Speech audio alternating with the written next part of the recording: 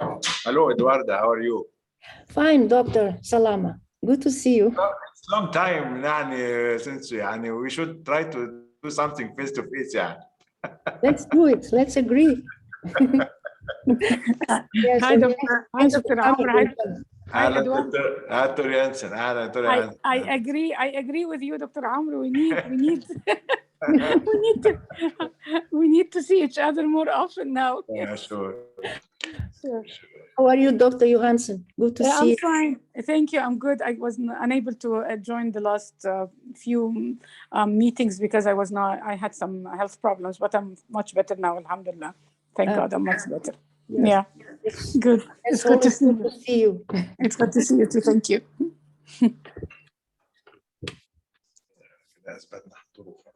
Good morning, good afternoon, all colleagues, participants.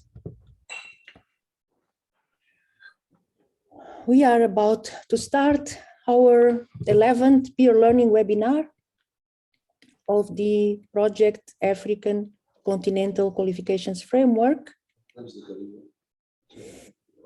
Thank you, everybody, for joining.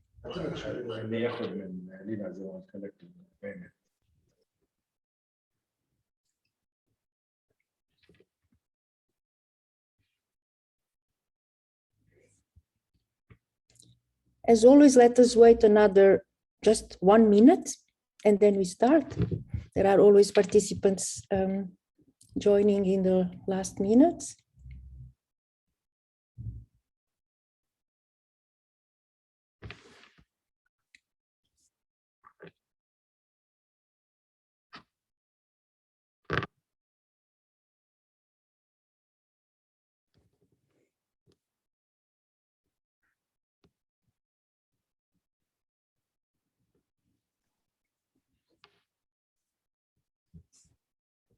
Good day, everyone.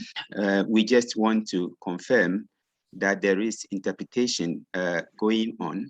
So participants and everyone online can choose the language of your preference and listen to the proceedings and also contribute to the proceedings from this language channel. You would see the globe there. The globe there indicates the interpretation, that is the interpretation icon. And if you click on it, it will give you the various language options available.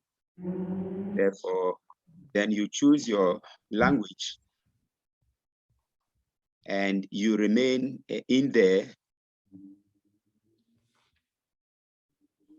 And both to listen and to make your contributions. Thank you, Timothy. So thank you very much. Thank you very much. So let us start then our 11th Acqf peer learning webinar. A warm welcome to all of you, participants, colleagues, delegates from different countries. So we greet our speakers and all participants coming from very different countries in Africa, from north to south, east to west, Central Africa as well, Mauritius, Seychelles. And we have also participants, and namely our speakers coming from other continents, Europe, Australia. We have participants also from the Middle East.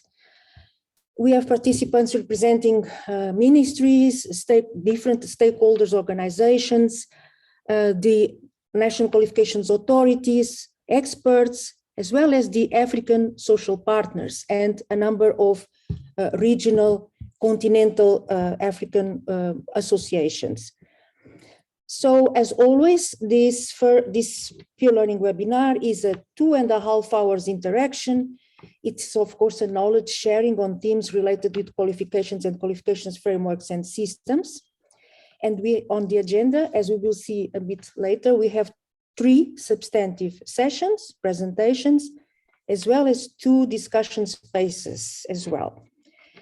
You all had the opportunity to visit the webinar webpage in which the presentations are already uploaded. You also have access to the YouTube channel dedicated to this program of peer learning webinars, in which you find the video recordings of all the previous webinars. So let me introduce myself. I'm Eduardo Castelbranco. Many of you know me. I'm the thematic coordinator of the project developing the African Continental Qualifications Framework. Today, our colleague from the African Union Commission, you know him, Mr. Emmanuel Chigozie Okonkwo, is busy in a high-level meeting and he cannot be here. But he sends us all best wishes and will join at the next peer learning webinar that will take place on the 28th of October. And as always, we kindly ask all colleagues to please keep your sound off. If you are not speaking, you can keep your camera on. Sent to recording, please keep your camera on.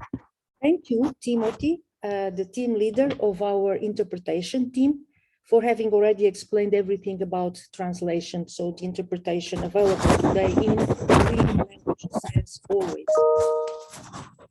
Since we have always some new participants, I'd like to spend 2 minutes to just recall very briefly the context of this webinar.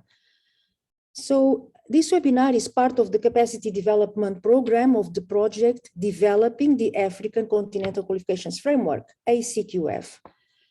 So this project is operational from September 2019 until September 2022. It is a component of Skills for Youth Employability Program, which is an EU contribution to Skills Initiative for Africa, SIFA, technical cooperation, SIFA being an initiative of the African Union and AUDA and EPAD. The main objective of the ACQF development project is to lay the foundations for this ACQF as a sustainable policy instrument, a reference qualifications framework, working in cooperation and complementarity with regional and national qualifications frameworks, and contributing to the relevant continental policies.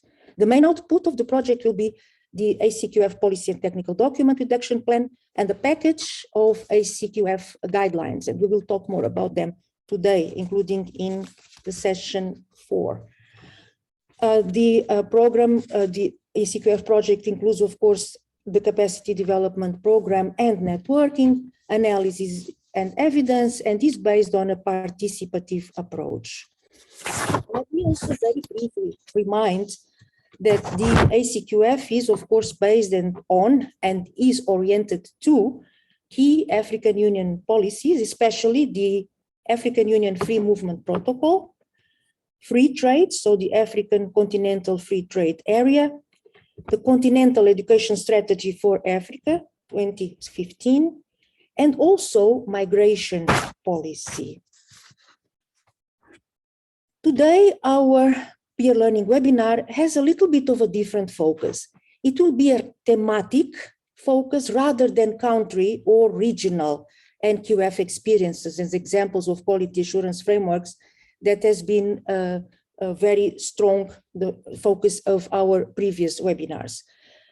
So the main purpose of this webinar is starting for the first steps, working towards ACQF levels and descriptors, and understanding the links between learning outcomes, level descriptors in different contexts of learning, especially in what concerns the functioning and interplay between regional qualifications frameworks and national qualifications frameworks.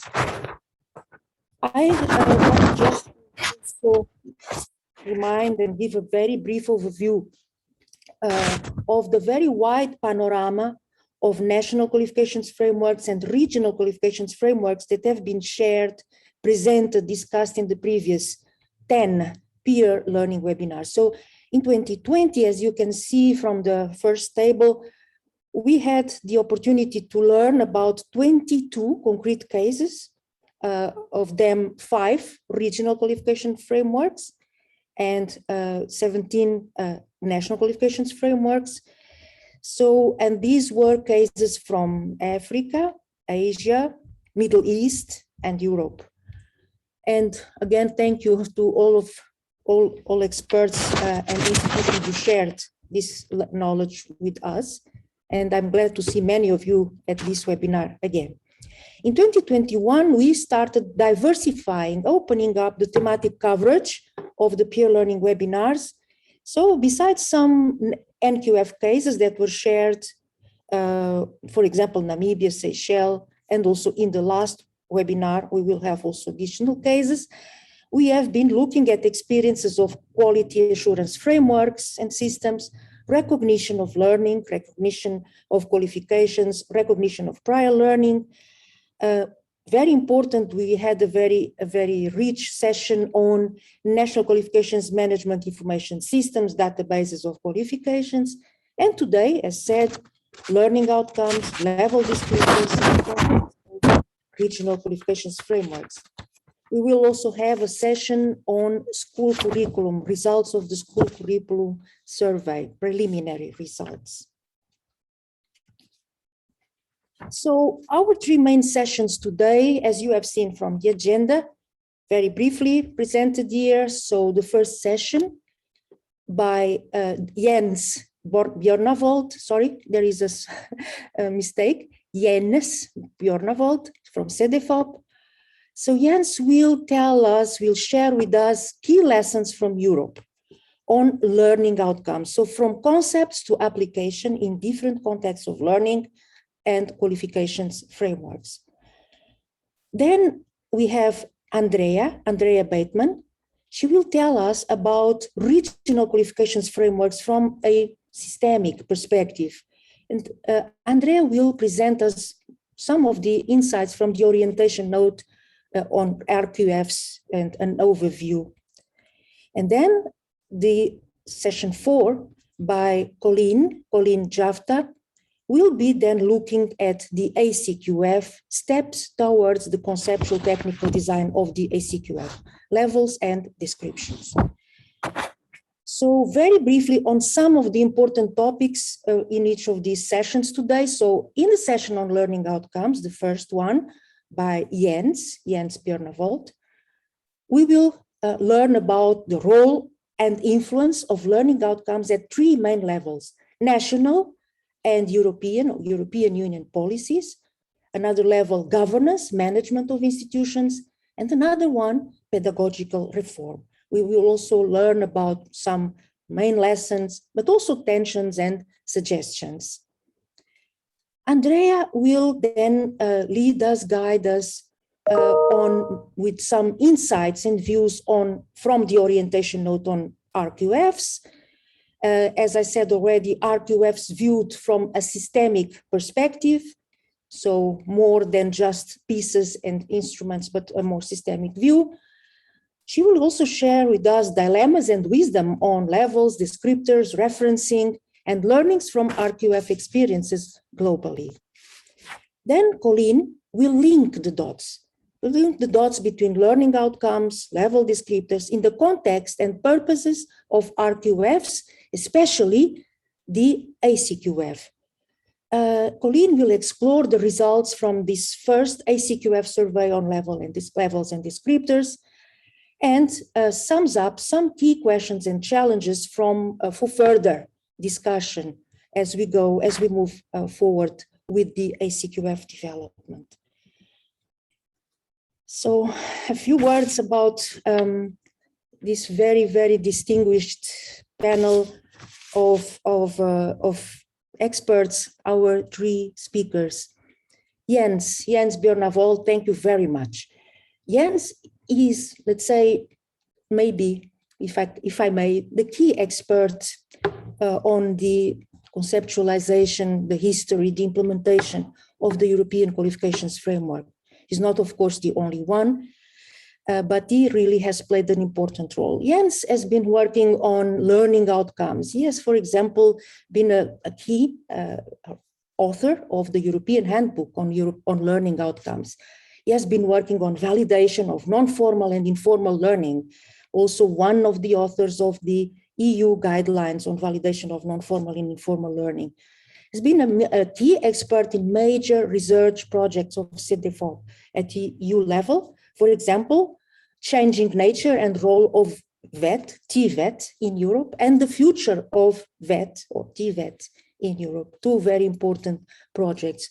He has also been very crucial, fundamental in the project related with the comparison of qualifications, and is also a continuous permanent contributor to the global inventory of national and regional qualifications frameworks. Thank you, Jens. Andrea has also very interesting experience in two regional qualifications frameworks, but not in Europe, but Asia, Pacific, Australia. So Andrea has been a key expert, namely in phases 1, 2, 4, and 5 of development of the ASEAN Qualifications Reference Framework, so Association of Southeast Asian Nations. You might remember we had a presentation on the ASEAN QRF in one of our webinars in 2020. Andrea has also been a key expert in developing the Pacific Qualifications Framework and the accompanying Pacific Register of Qualifications, contributed to various reviews of the Australian Nqf, including analysis of the most recent review in 2019. She is also a co-author of Quality Assurance Guideline for TVET Qualifications Asia Pacific and of the recent RQF orientation note.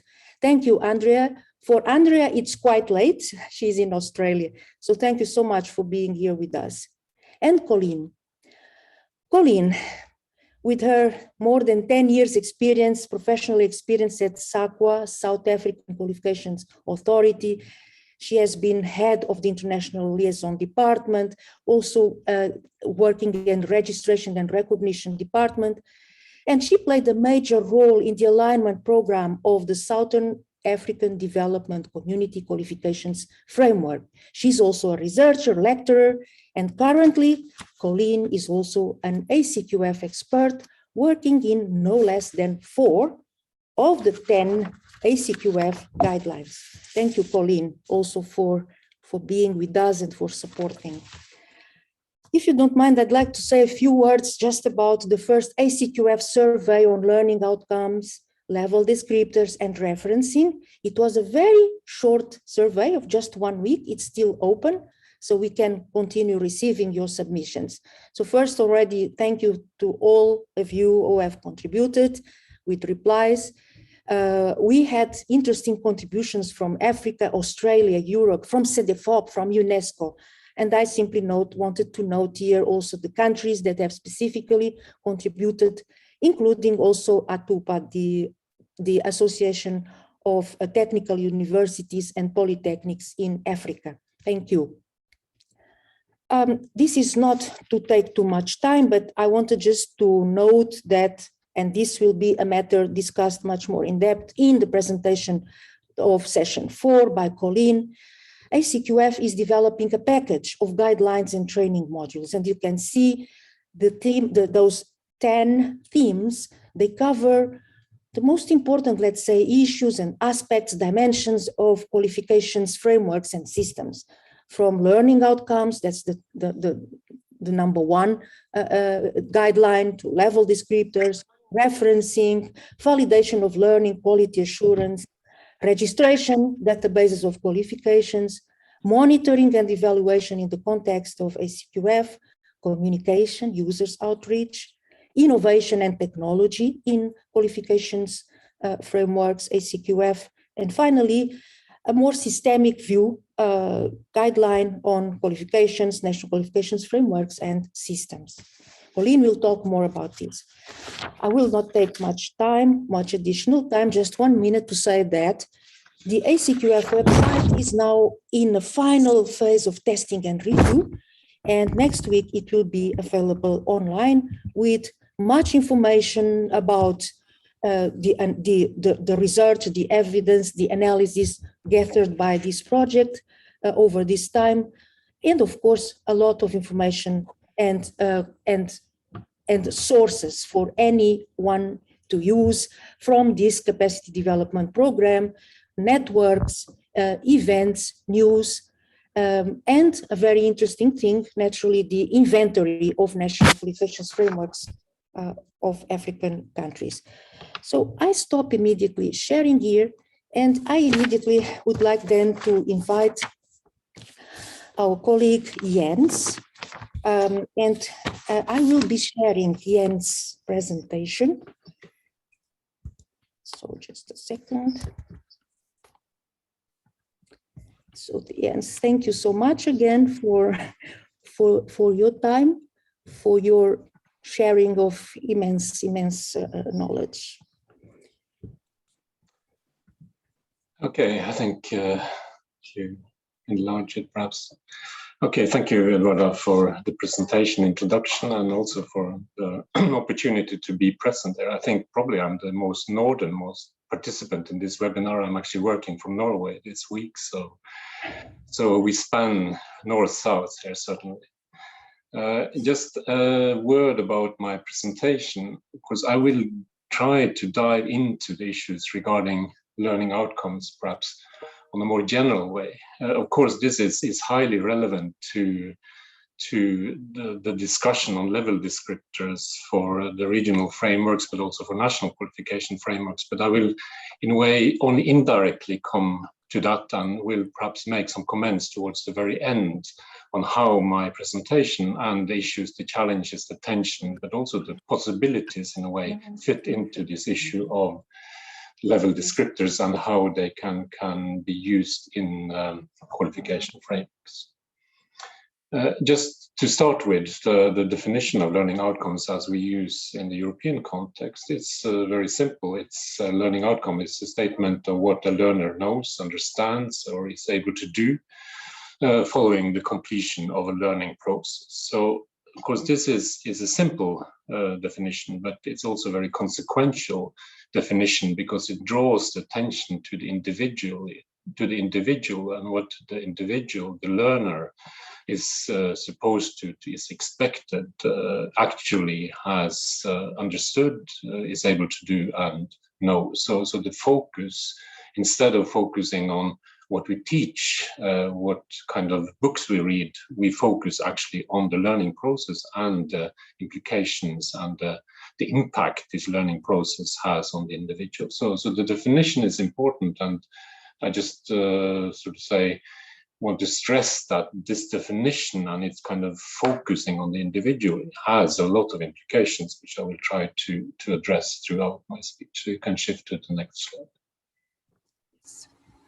Yeah, and this is also in a way about the definition, because I think sometimes we overlook the fact that we are talking about two types of learning outcomes. We are speaking about the intended learning outcomes, the ones we find in curricula, the ones we find in education programs, to some extent also what is expressed in level descriptors. It's about a statement what a learner is expected to know, to be able to do and understand following a process. So the intention, of course, this is very important, because when we write curricula, when we set standard, this is really what it is about.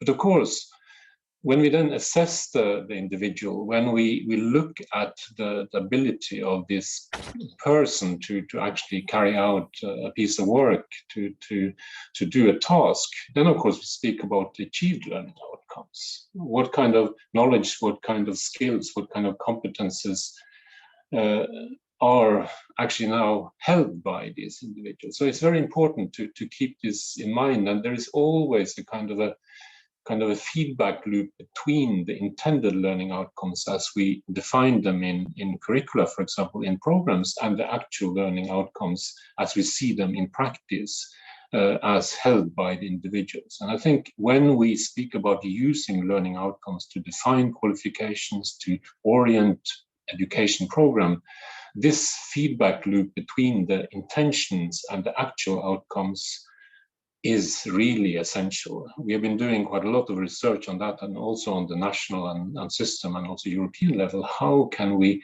improve this kind of feedback loop between the intentions and the actually achieved learning outcomes? So just as a very important kind of statement at the very beginning. You can move to the next slide. So I would like to say something about learning outcomes in the European education training policies. And if you look back historically, national efforts to implement learning outcomes can be traced systematically back to the 1980s. I mean, that is when we see that this context is really gaining ground. And of course, it's not only kind of full agreement, there's a lot of tensions and discussions related to this. If you look at the European Union policies, this principle is being kind of introduced explicitly and systematically from the turn of the century, around 2000, when it comes into the picture. And the European qualification framework, where we started work around 2003, 2004, has, I would say, played a key role in promoting the principle of learning outcomes, not only for the qualification framework, but as a principle which, so to say, feeds into the way we define programs, the way we orient curricular education and training. So in a way, what I would say is that the learning outcomes principle, in a way, it's sort of a glue. It's a sort of a connector binding together different European policies on skills, on qualifications. It's a kind of common reference point, because if we are not able to orient our policies, be that at the system level, the way we support individuals, if we are not able to address what they are supposed to expected to know, be able to do and understand, well, I mean, then we are, so to say, not doing our job. So in a way, there has been a very clear and explicit focus on learning outcomes now for quite some time, both at national and the kind of EU level. So you can change to the next slide, please. I think what is important here is to say that in a way, there are different purposes for using learning outcomes, and I think we need to keep that in mind. The overall purpose is, of course, it has to do with reforming, modernizing education and training, and the relationship between education, training, and the labor market. I think that is an overall to actually make the education training system, both for initial training, but increasingly for lifelong learning, to be better suited to serve individuals, but also to bridge between the education systems and the labor market. We have in our analysis perhaps looked at three main levels. It's of course the way learning outcomes influence the overall national European policies. We've also been looking at how learning outcomes can influence the management of institutions, education training institutions, but also other institutions. And finally, and that's important, how learning outcomes can actually influence pedagogical reform, how it supports, how it facilitates the learning process. I will quickly take you through some of these, so you can move to the next slide, please. So learning outcomes in national European policies. There's a lot of aspirations, I would say, and you will know, certainly you will know some of these. I think learning outcomes, first of all, facilitates the valuing of all kind of learning, including the learning which takes place outside formal education training, outside the classroom, at work, in leisure time activities, and so on. Learning outcomes are also critical to increase the transparency of qualifications for learners and employers, and for others to see, well, what is the content, what is the profile of a qualification, or what is the profile of the learning which is held by an individual in form of by having, let's say, completed the program or a qualification. Learning outcomes are also very important to facilitate progress. And I think this links, of course, to lifelong learning, because learning outcomes is about having kind of compatible ways to kind of capture what's the content. Can you accumulate, can you combine learning from different institutions, sectors, perhaps even countries? Can you build on them? Can you accumulate? Can you stack them in a way? And without the learning outcomes, without in a way kind of clarifying what's the knowledge, what's the skills, and so on, it's very difficult to do that, because then you are speaking about different institutions, different kind of input factors, which are very hard to compare. So for progress, this is important. Some also speak about the accountability of education training providers to really see what is being provided. comparability is of course important in a context like we are speaking here today. We understand what's the similarities, differences between different countries. And all of this in a way brings us to the issue of lifelong, and I would add life-wide learning, because learning throughout life, but also learning across different institutions, different sectors, branches, and also in some cases across different countries. So these are very important aspirations and things we have been working on. Can we use the learning outcomes shift in order to strengthen our policies, our instruments in these areas? So you can shift to the next slide, please. I would say that if you look at learning outcomes, and then we are moving from the kind of overall policy levels to the more management and the aspirations there. Learning outcomes allows, at least that's the aspiration, a combination of strategic steering, what is the orientation of a program, a qualification, education training system, and a certain local autonomy. Because in a way, when you state a set of learning outcomes, you state, well, what should be the end product, so to say, what should be the learning which should be completed. The way you prepare that, what kind of pedagogies, what kind of teaching training is more open in a way and could be left to the local, to say, teachers, trainers, what is possible. So this kind of combination of strategic orientation, yes, there is a direction we go, but there is also a room for local autonomy. I think that is quite important. I think what we've seen is that the shift to learning outcomes in some cases allow for more consistent design of programs in where you have a common reference point.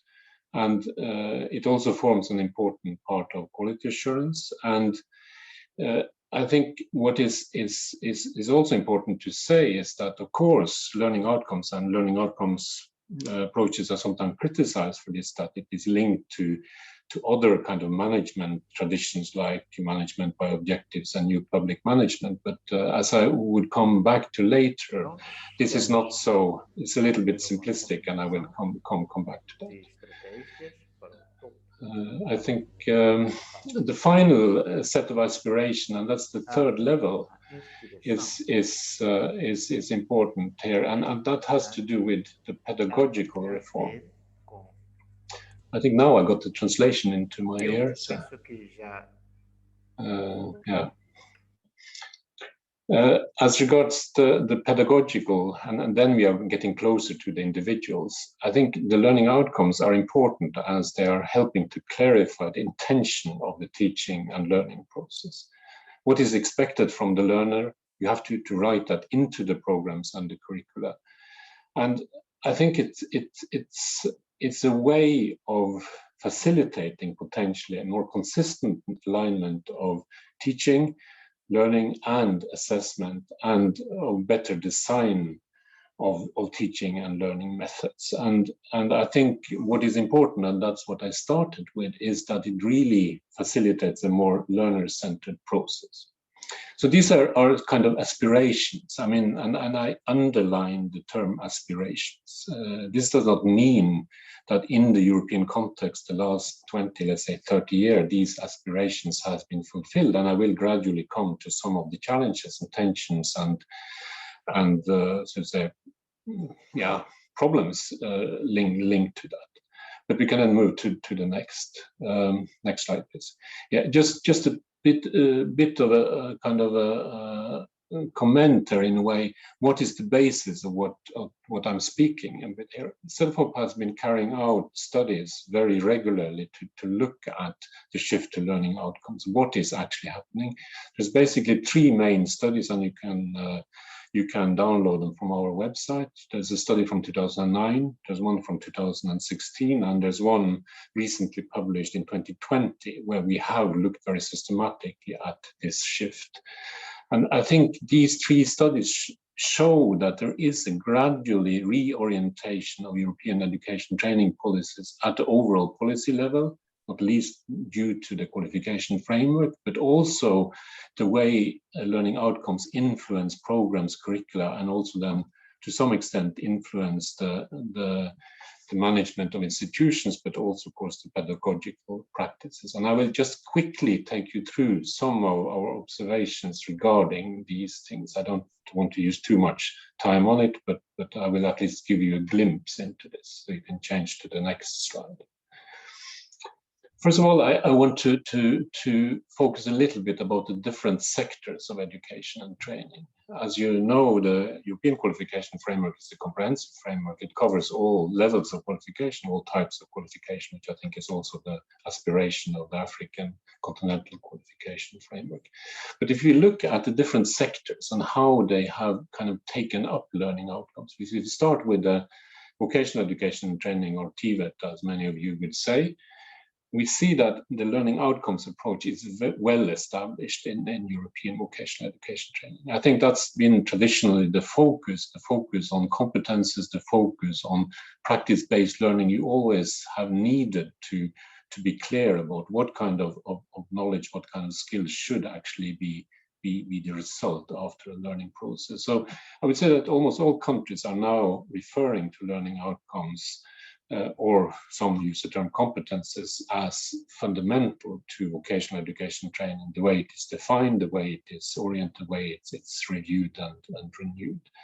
So in a way, what has happened in the last 2 decades is perhaps that the learning outcomes has become more explicit and a visible building block for VET. So I think that increases the transparency, it helps, it's a possibility to improve relevance, and it is a way to really put the learner at the center of the process. There is still quite a lot of work going on to build on what has been achieved, but I think the vocational education training sector is perhaps where we find the most kind of refined use of learning outcomes currently. You can move to the next. In higher education, when we did our study back in 2000, and the one published in 2009, the situation was in a way very mixed. Some higher education institutions certainly used learning outcomes, but many did not. What we saw then, interestingly, in the years from 2010 and let's say to 2016, when we published our next study, was a remarkable shift and a much stronger focus on learning outcomes. So why the reasons for this is, but of course you have the Bologna process, you have the Acqf, you have a increased focus on learning outcomes, so meaning that many institutions, many countries explicitly start to revise their programs in terms of learning outcomes. So higher education clearly, in a way, is perhaps more in line now with vocational education training in using learning outcomes in a systematic and explicit way. The next slide, please. And that is linked to primary and general education. A little bit the same as higher education. We saw a shift taking place in the last decade. We see now a revision of national and core curricula. We see an increased focus on key competences, transversal skills and competences. We see also the impact of international assessments like PISA. And if we look at, for example, general upper secondary education, in the early studies of us, learning outcomes was not very prominent. This has changed in a way. So empirically speaking, if we look at 2 decades, there has been a change, a transition of European education training more explicitly, systematically using learning outcomes. So you can change to the next slide, please. You can go to the next slide. So then we can go from perhaps gradually moving from aspirations via kind of observation, what's happening in different sectors. We're now moving more into the actual policy impact. And I think the key drivers of change for this kind of transition I've been speaking about is certainly the comprehensive qualification framework. The Acqf has played a role, but of course, more importantly, the fact that the Acqf triggered the implementation, development of comprehensive qualification frameworks in all European countries. All the European countries now have these qualification frameworks, and that gives a very strong focus on the learning outcomes and how they influence program definitions, curricular development, they influence assessment. I would also say, and that's perhaps important also for your discussion, that the introduction of systems for validation or recognition of prior learning, non-formal, informal learning certainly play a role in this, because it brings the focus over to what people actually have learned, irrespective of the context where they're learning. And in order to capture that, in order to assess that, it's very important that you have reference points, standards, curricula, which actually open up for this kind of learning outcome. So I would just kind of point to these developments, which have been there's been extensive development, I would say, in most countries, both on the frameworks, but also on the validation or recognition of prior learning area. So what kind of deeper impact do we see? And I think, first of all, what we see is more complete and accessible maps of qualification. That's been a direct result, that the shift to learning outcomes through the qualification frameworks have given us more complete qualification maps. This is now increasingly be strengthened by the fact that we get national databases linked at European level, which contain descriptions of the learning outcomes in each program, in each qualification, so that you gradually, or individuals gradually, are able to actually click on qualification and see, well, what is the profile, not only the level, but also the content, the profile of qualification. We are currently having a working group at European level to develop, in a way, short descriptions of learning outcomes to be shared across the countries and across the different qualification levels and systems. What is interesting to see is also the systemic reforms which is happening, in particular in the area of higher vocational education training, Nqf 5 to 8. We see that the learning outcomes and qualification frameworks actually open up or shows, in a way, the important higher level vocational qualifications which is taking place. And several countries now have introduced higher VET at level 5, at level 6, even level 7 and 8. You see the recent German reforms in that direction are quite interesting, and also saying that a higher VET qualification, for example, a master craftsman qualification in Germany, is put at the same level as a university bachelor, indicating that these are different qualifications, yes, but in terms of the level, the sophistication of the learning outcomes, these can be actually put at the same level, which in a way is a sort of a revolution in thinking. Higher education is not anymore the kind of monopoly of universities. It's also something which is the ownership of vocational education training programs. So, and of course, the comparability is something which follows from this. So we can go to the next slide, please. What about the management level? We can observe an impact of learning outcomes at curriculum and program design level. We see some strengthening of institution overview following learning outcomes. We have to admit that in many institutions see learning outcomes as an ambiguous steering instrument. It opens up a space for dialogue, but it's not given in many cases how this space should be used. There's limited research on this. We don't really have the overview on how the learning outcomes can support institutions in taking forward or modernizing their programs. But this, I think, is an important area to touch later. You can go to the next slide, please. And that's the pedagogical, in a way. Again, I would say, of course, there's a lot of research on pedagogies and learning methods and facilitation of learning, but relatively little on how the learning outcomes actually influences this. What I would emphasize is that the shift to learning outcomes, as I've described so far, does not by default lead to a change in the teaching and learning processes.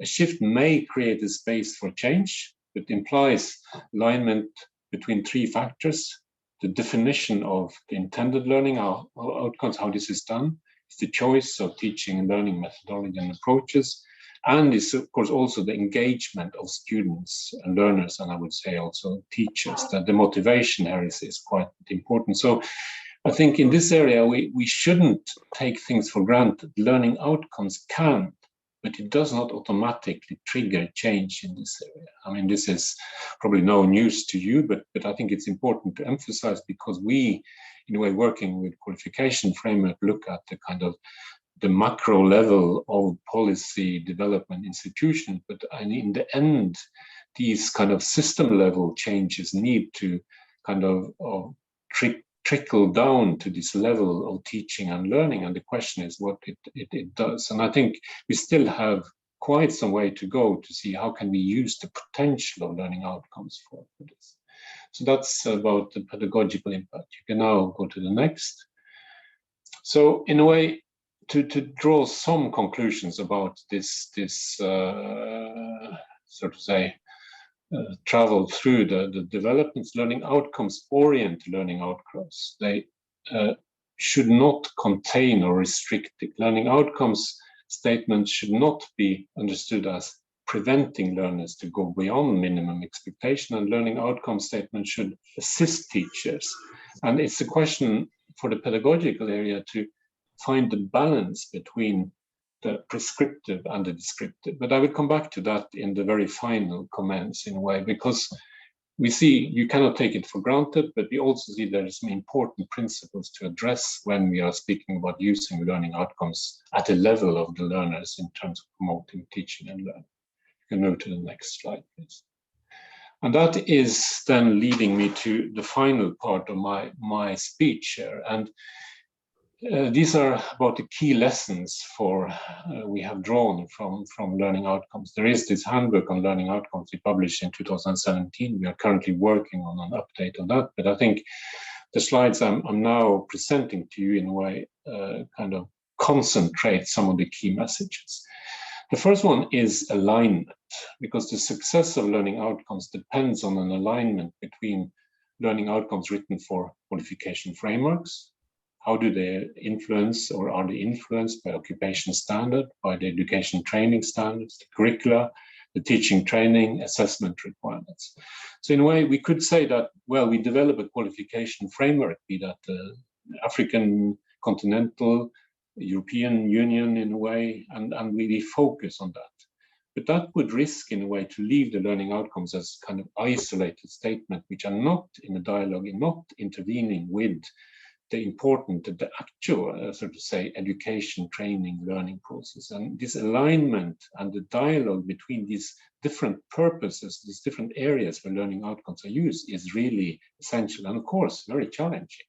But the qualification framework can give an inspiration. It can trigger development use, more systematic use of learning outcomes for different purposes. And I think that is what we're speaking about. So the alignment is the first thing. You can then take the next slide.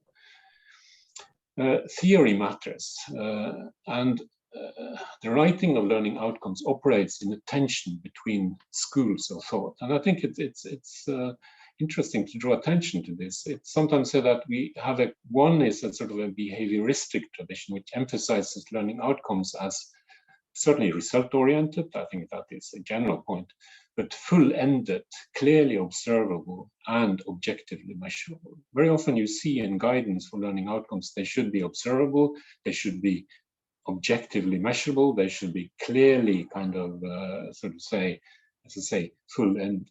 Then there is another theory, you can call it constructivist, but there are also other ways of naming it, which will emphasize the need for learning outcomes to be process-oriented, to be open-ended, more open-ended, I would say, and somewhat limiting the measurability. And I think what we see here is a kind of a tension between what we could call a more strategic, instrumental versus a more communicative, deliberative rationality. And that is important because if we say that learning outcomes should be absolutely measurable, there's no doubt, there should be no kind of room for ambiguity.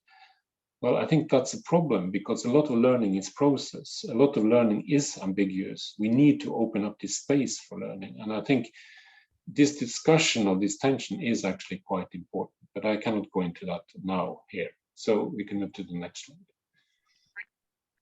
And a key lesson is avoid what we call the dumbing down. Learning outcomes, in our opinion, needs to be defined and written in ways which allows for some local adaptation and interpretation by teachers, but also by learners. Too detailed and prescriptive statements can actually undermine and lead to a dumbing down of the learning and assessment, so that we are limiting the learning process more than it should be done. So let's not, in a way, use learning outcomes in too restrictive a way. It's more opening for active learning, for, let's say, practice-based learning, for kind of releasing the potential of individuals. We shouldn't in a way restrict the potential of the learner. So that's an important aspect. You can take the next slide. So these contradictions we need to be aware. So focusing on process, focusing on measurability. Do we open up or enable learning? Do we limit, restrict learning? Do we allow for local individual adaptation? Do we prescribe and control learning? I think these are very important issues to address when we're writing learning outcomes, when we're using learning outcomes supporting the development of education, training, and learning. You can move to the next slide. So, and perhaps that's the final thing in a way, because a shift to learning outcomes is in particularly underlined if we don't align it with assessment. It should be made clear that learning outcomes written as threshold statements do not prevent learners to go beyond these thresholds. We need to find the balance. Well, we use the term like reliability and validity here, but the role, how we address learning outcome statements, our expected learning outcomes, the expectations to learning outcomes in assessment is of course critical, because if assessment is not aligned to the way we define the qualifications and programs, well, it might be going in a totally different direction. It might assess something totally different. It might stick to the traditional focus on teaching methods, teaching the input focus, which I mentioned. So that's important to underline. Then you can move to the next. And that brings me to the end. And what I wanted to then conclude by is to perhaps draw some attentions to what is the kind of relevance of this kind of reflection on learning outcomes for qualification framework. I think there is a big relevance to the way we define our level descriptors, how open, how restricted, but also in a way, how good an orientation do these level descriptors give in terms of distinguishing between different levels? Can they be used as a mechanism for calibrating programs, for introducing the kind of consistency between different qualifications? So I think the learning outcomes thinking and the key messages, restrictive, open, process, perhaps clearly result-oriented, are lessons which are important. So perhaps you have already formulated these level descriptors, but when you come to the application at national level and to apply it for defining qualification programs, these issues, in our opinion and our experience, are very important. So learning outcomes is not by default a solution to everything, but it provides us with an instrument and a perspective to refocus and focus stronger on the individual learner and to give orientation to that learner, but also give orientation to the teacher, trainers, and of course the institutions and systems supporting that learner. So that's my input. And of course you can find a lot of this research and this material on our website, where you can download it for free, and please do so. So thank you for listening. Okay. Thank you very much, Jens, for this presentation and for emphasizing the fact that there is a sort of a balancing act when discussing, defining, working, writing, describing, using, applying learning outcomes. And thank you so much for emphasizing the lessons learned, alignment, important, theory matters, avoiding restrictive, prescriptive, detailed, too detailed ways of writing learning outcomes, taking into account tensions in contradictions, the role of assessment, and that in the end, yes, learning outcomes are not a solution for everything, but they are a very good orientation for individual learners and trainers, learning and assessment processes. Thank you very much. So we will have a space for questions. And of course, there are questions and comments already in the chat box. And we would like, of course, to encourage all colleagues all participants to write your comments and questions in the chat box so that Jens and Andrea have the opportunity then to reply or to address some of them. Thank you. Thank you very much, Jens. We will then now moved to Australia, far away, yeah, relative to the place where I am in Brussels. So please, Andrea, the floor is yours. Thank you. Can you see the slides? We do. Good. Thank you. I apologize now for my Australian accent, which sometimes people struggle with, and I may go too fast. But Eduarda, I hope you'll stop me if I go, speak too fast. Yeah. So my focus is on the regional qualification frameworks and level descriptors. And I was asked to write an orientation note on level descriptors. And how do you write them, or what are you looking for, and what are the problems, etc. So this presentation focuses more on that than on a regional framework and what they are. So I've made an assumption. We all basically know what a regional framework is, and how it might work. But I think for me, a regional framework is for a community. It's owned by the community, and it needs to serve the purpose of the community. And I'm fairly strong on that. When people talk about frameworks, they all want to know about the level descriptors. And for me, they are probably not as interesting as you would think. I'm particularly interested in the purpose of the frameworks, why you want one, what do you want it to do, or what do you hope it will do. And I think it's really important that the community focuses on the reasons why you want one.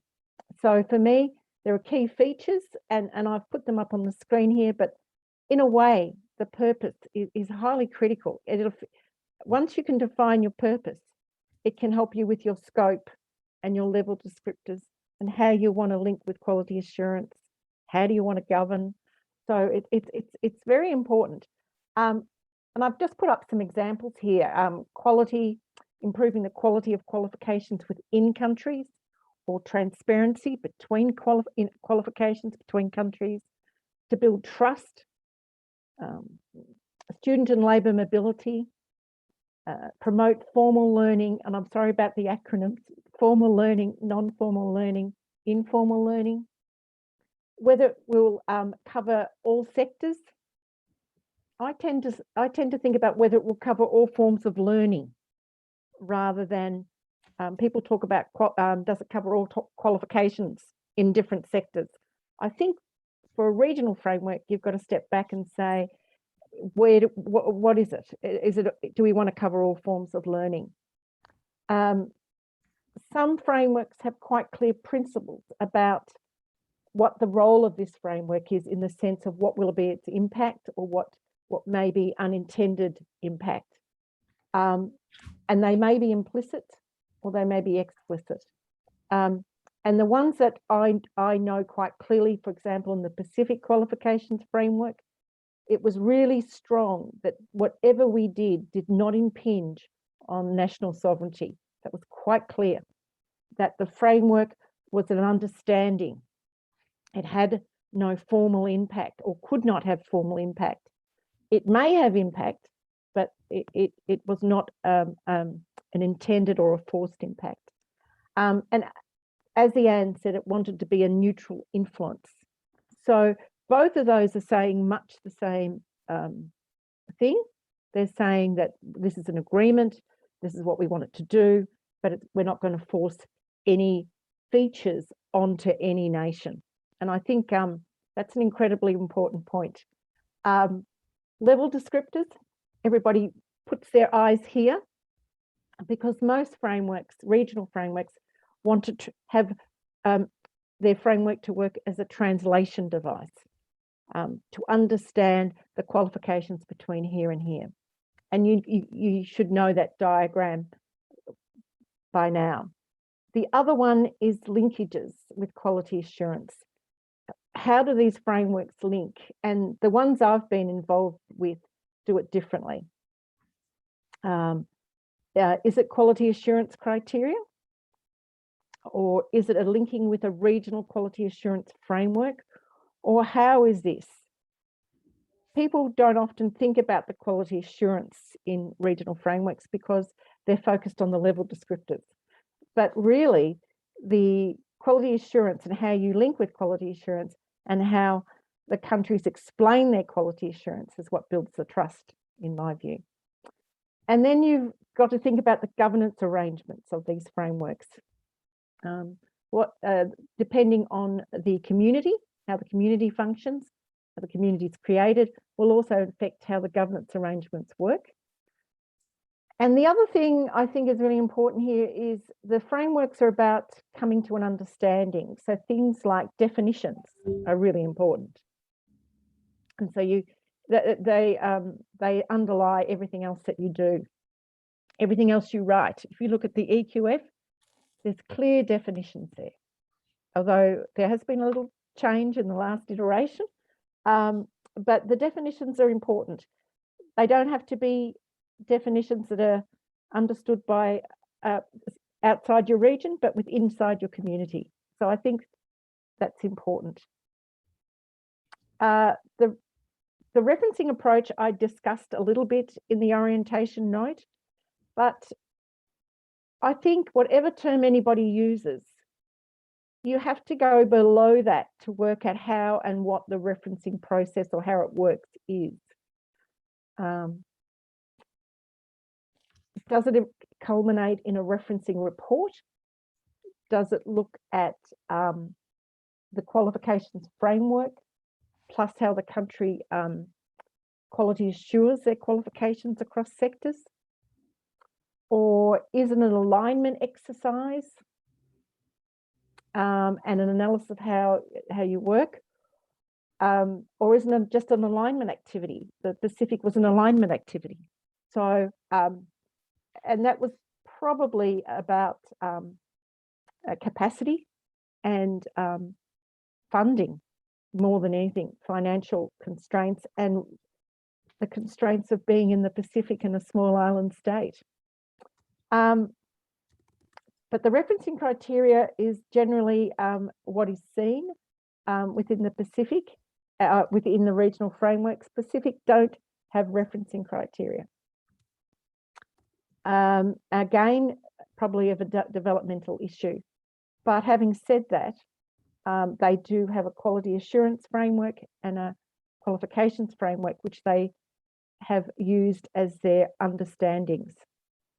The criteria that you see in the Eqf or the ASEAN qualifications framework and a couple of others, the South African, you can actually look at those criteria and say, some you can respond to in the report.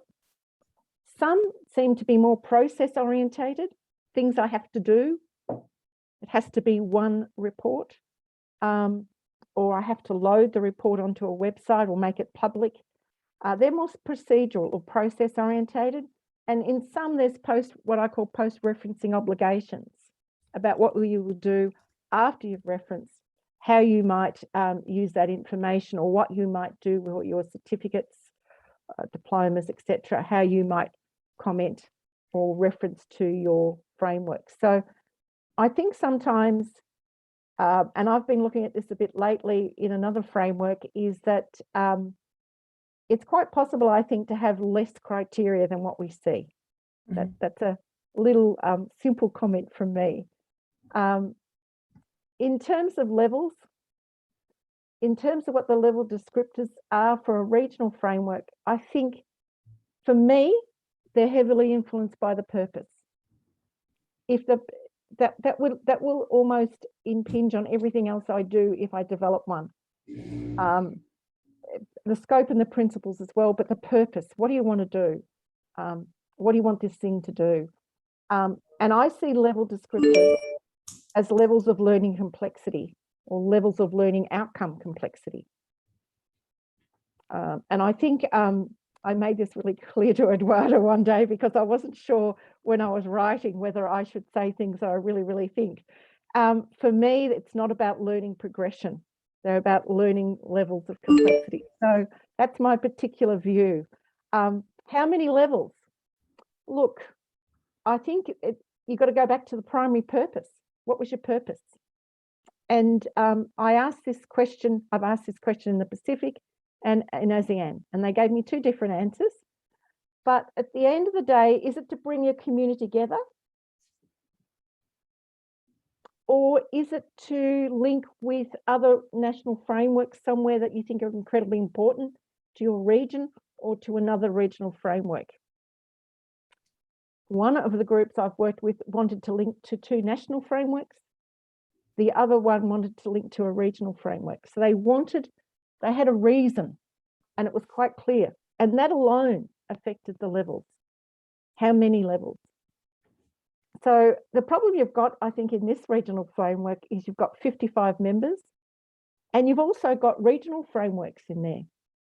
So this continental framework is going to try and bring all those together in some way. It's a really complex question. But I think the number of levels need to accommodate and enable the countries to reference their NQFs. So if you ask me what does that mean, it can't be 4, I don't think, and it probably can't be 16, but you've got to, it's somewhere. You've got to think about what will enable our countries. Now, not every country has a qualifications framework, and they don't need to, a national qualifications framework, but they will have a national qualifications system. They will have possibly a bachelor's degree. They might have a certificate of vocational education. They do have an implicit hierarchy of qualifications. So even without a qualifications framework, you can reference. So I think that's really important as well. And I think you need to have that research, because I think people focus on what countries have NQFs and what do they do. But it's just as important to look at the countries without NQFs to see what they are doing.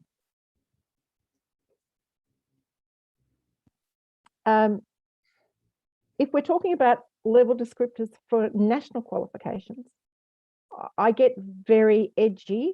I think that might be an Australian term, but I get really conscious of the fact that once we have a regional qualifications framework in a community, the countries that follow with an NQF almost invariably pick the same number of levels. Mm-hmm. And I don't believe that should be the critical point. The critical point is, how much does the country need to accommodate their qualifications? That's my view. But they always tend to be influenced by it. You can see it in Europe, you can see it in ASEAN, I can see it in the Pacific. So that's why I was saying there are unintended influences by your framework, because the countries that come after will have to be strong to have another levels framework that is different number of levels to the regional. They'll feel compelled, and there should not be any compulsion to do so. Drafting principles. This, I think, is really important, and I went looking for some. I knew where one was, which the PQF, by the way, is the Pacific Qualifications Framework, and the EQF on the right. But it's not well documented what we think about when we start to draft levels descriptors. And I made it really clear that the Pacific were going to be neutral. They were going to be content free. So there was not going to be language that would exclude different types of learning. An example for me would be responsibility of others. You may not be responsible for others in your learning. So some language can exclude. And so I was quite keen not for that to happen. And so not sector specific. Whereas if you look at the European, it was probably a better list. Avoidance of jargon, only positive. And I should have had only positive on my list, but I did only make them positive, but I didn't probably articulate it as well as I could have. Repetition in the European to be avoided. Adequate distinction between the levels, I think, is really important. And that's a big discussion that you have to think about. And all forms of learning. So even though we said it in different ways, It was the same intent, I believe, because we were both thinking the higher level absorbs the levels below. Conceptual basis of the levels, and this has been asked of me repeatedly lately. Various domains, there's so many. I think Eduarda has already done the survey of the Nqfs about what the domains are. But knowledge and skills seem to be the main ones, either together or separate. Application. Now, if you remember rightly, the Europeans had knowledge, skills, and competence, I think. And you can see that shift now in the new rewrite. Responsibility and autonomy comes out quite strongly. But you have to build this regional framework, or even a national, on the understandings of that particular group, the community, or your national. And one of the examples I give is that for Australians, autonomy is quite strong in our framework. But drafting the ASEAN regional qualifications framework, autonomy was not something I could put in. They wanted responsibility, but not autonomy. So it was quite strong. So you have to think about, for me, it's a cultural question about what is important within that region or within that nation. And it should reflect that. As I said, I assume that the level descriptors are cumulative. I also think you have to read the domains in a horizontal sense to understand them, and you have to read up and down. Eduarda and Colleen have asked me this question about Solo and Dreyfus, and so I've put it here in the public domain. I don't think my area is assessment. I have I'm a TVET person, and I have an assessment background. So for me, Dreyfus is about levels of performance of a person's capability against a particular competency. So to me, Dreyfus is not something that I can see fit with a framework, a qualifications framework. So I struggle with that, and Solo for the same reason. So for me, although I understand, yes, but to me they're about an individual's level of performance on a particular task. For us in Australia, Dreyfus is used very strongly for nurses. So it's that novice to master scale of a nurse, and they understand that quite clearly, and it's on a particular competency. So I do struggle with documents that mention these, although I do understand why you might think that. It doesn't mean you're wrong or I'm wrong, it's just I don't think so. Domains, how many domains? And I've also put levels in here because you have to think about the differentiation. You've got to have a clear differentiation of what you're trying to say. I find it very difficult to understand levels when there are too many domains. I've been looking at one just recently in a country, and there are just so many domains. I can't quite, and I think the horizontal logic isn't there for me. I can't quite work out what's happening. So you need to think about how many domains you'll have, but you'll also need to think about how many levels you have. Too many levels is also very hard to write, because to get your language to be able to make that differentiation is difficult.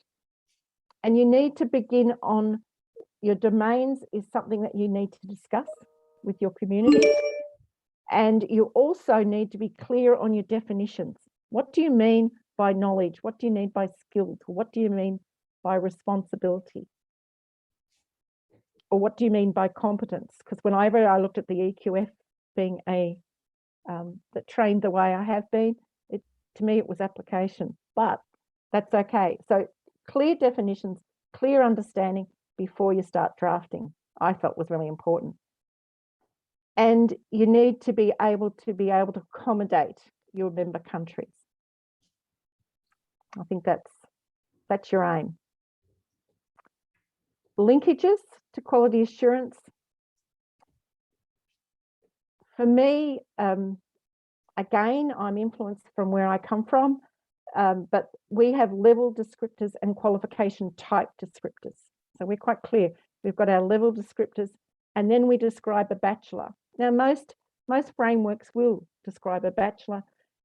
They will have what I call two main metrics, the complexity and how big it is, the size, the volume, and sometimes measured by duration or credit points or hours, depending. And then they'll have other bits and pieces like entry requirements, pathways, PhDs. So for me, Nqfs are a framework. They're just they're a design document that tells us information that's quite clear. And then the accreditation process and how you approve that qualification to be a bachelor, how do you locate it on the framework is really important. And for us in ASEAN with our referencing documents, it's incredibly important to be able to explain that.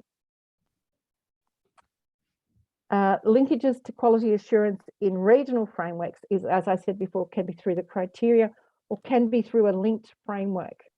So the Pacific is linked to a quality assurance framework. The ASEAN refers to 3 quality assurance frameworks you can use to inform your referencing report. The Eqf uses criteria to explain the quality assurance within country. So there's different ways of doing that. But I suppose I should say most regional frameworks, and I'm saying most because there's only a few odd ones, aren't linked to qualifications. They are levels of learning complexity. And you may think about it, but only your national is linked to qualification frameworks. As I said, not all regional frameworks look the same though. So we have to be careful in generalizing. At the end of this, and I think I might be, I've actually, this is quite a dense slide. I decided I hadn't realized I'd made it so dense until Eduarda sent it back to me. But I think what my learnings are, RQFs just aren't about levels and level descriptors. There are, the way I referred it to ASEAN just recently is 10 years ago, we created a baby and it's going to grow up and we've got to let that baby grow. But the baby isn't just made up of level descriptors. It's made up of a whole raft of other things. It's made up of the understandings that are happening. It's made up of the governance arrangements that we would meet for weeks on how are we going, who's going to take care of this baby? Who's going to check on this baby? So we had to really. Alors, nous avons besoin de. So that's, I think, really important, that you've got to go beyond the level descriptors. It's very cold, I think, if you think just level descriptors. They're not static. You know, the European has been reviewed. I can see the difference in those nuances around definitions, and you know, you can see it. The ASEAN one, the understandings of the purpose, I would say, is shifting already.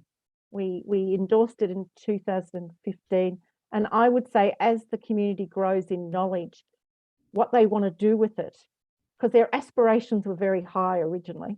I think now they're far more understanding of what this thing can do. So they're not static. I do believe you need strong governance arrangements, and I think you need really good financing. But strong governance arrangements, I think the ones that I know that are struggling quite often is because that hasn't been something that's been worked out very strongly. I think your RQFs need to be linked to other initiatives, and the Eqf's a classic example. It's linked to so many other initiatives. And I think that gives it strength. It's got to be pretty clear in your framework structures. I guess when you write something, you think they're perfect at the time, but you look back a few years later and they're nowhere near perfect, and they always need cleaning up. And I think trying to get that clarity at the start is really difficult, particularly if you've got countries commenting on them. I think international credibility is critical. If it struggles, or if the referencing activities that you do, or your comparative studies that you might do, is not rigorous enough, I think there's a lack of trust in whatever's seen. So I think building that international credibility is really important. I think no matter what you do, if you don't have a mature, or the level of maturity of a qualification system will assist in building trust. So for example, if you don't have an Nqf, but an explicit Nqf, but you have really strong quality assurance arrangements and you really have really good processes, are those qualifications trusted? They probably are. And I'm not complaining, but Singapore does not have a qualifications framework, but I don't see too many countries complaining about Singaporean qualifications. Their qualification system is a very strong system. There is an implicit Nqf, but not an explicit one. So, you know, there's example. It's not the case that Nqfs will just all of a sudden give you quality. And the other thing I think I find is the members, as member countries, we need to develop our technical capability of what we understand to be quality assurance, what we understand to be qualification frameworks, what we understand to be referencing. What does that mean? And I think as the member countries progress in their understandings, you will see your framework evolve. But I think building that capability within member countries is incredibly important. Yeah. And I can't not emphasize that, because although we talk about the ASEAN qualifications being endorsed in 2005, we started in 2000. So for 10 years, we're into our, 11th year, and incredible amount of capability development has gone on. And I think you have to go over and over it. One of the biggest issues is implementing learning outcomes. I would suggest getting that down through the institutional level has been, I think, difficult. Whereas, and it's probably the product of the fact that there are so many institutions. So the big countries that have a large number of institutions, it's a big job. Whereas if I talk about Fiji, I'm only talking about a university. So the implications for small nations is in some ways probably easier than the larger ones. But that building technical capability is incredibly important. And so they were my learnings, and I know they looked fairly dense, but I tried to make them a little bit simpler. So thank you. Thank you very much, Andrea, for all the learnings and for the reflections and for bringing also the presentation very close to your own experience. I think it's quite typical of our part of mankind, isn't it? To bring the subjective part into knowledge creation and sharing. Thanks a lot, Andrea. Maybe just a few words before we enter into a very short session of questions and answers. There are some questions already on the chat box. Not many. Colleagues, you can write your questions and comments. Andrea basically told us Nqfs are much more than level descriptors. They are to be seen as, let's say, ecosystems, not only technical, conceptual, methodological aspects, but also the linkage with the purposes of the region or the community, other initiatives and policies. Andrea told us also that governance, strong governance arrangements and funding is fundamental for Nqfs to move from a status of baby into a growth process. Of course, they are not static, should not be static. the level, interesting, I'd like to mention this. You mentioned quite clearly the idea of implicit and explicit national qualifications frameworks, and thanks for opening this up in this way. Also, let's say, putting the referencing into a context of purpose as well. And of course, the eternal question, how many levels, which domains of learning for the level descriptors. I think you have also shared very, very purposeful and thoughtful suggestions. And they also lead to this idea that we had in the previous session, Jens' session on learning outcomes, that it's in a way a balancing act. So between purpose, not too many domains, not too many levels, clear definitions and understanding, and linkages. And QA. Thanks for pointing to all these important aspects.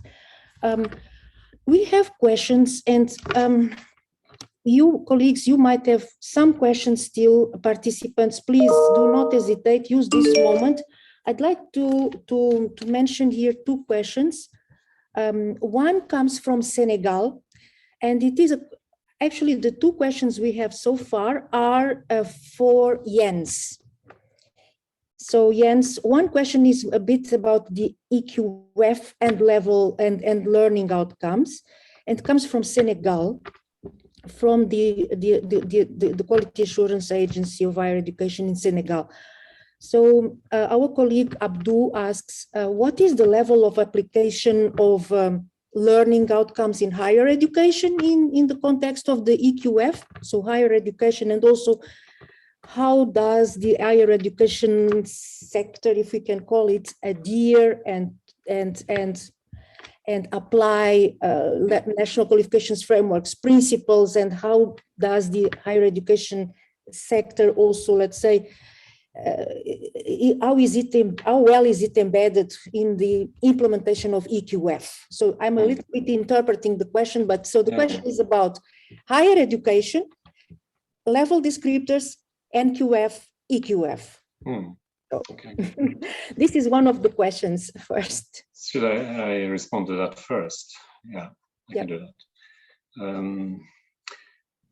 Well, as I think I indicated in my presentation, we have seen a shift in higher education in general in Europe towards the use of learning outcomes for defining programs and for the degree. That's a very clear tendency. So I think the principle, in a way, to try to sort of say this kind of defining and presenting programs this way is something which is increasingly becoming accepted. Of course, there's a lot of diversity in the approaches here between institutions, between countries, but the overall principle of trying to express programs in learning outcomes is something we see happening.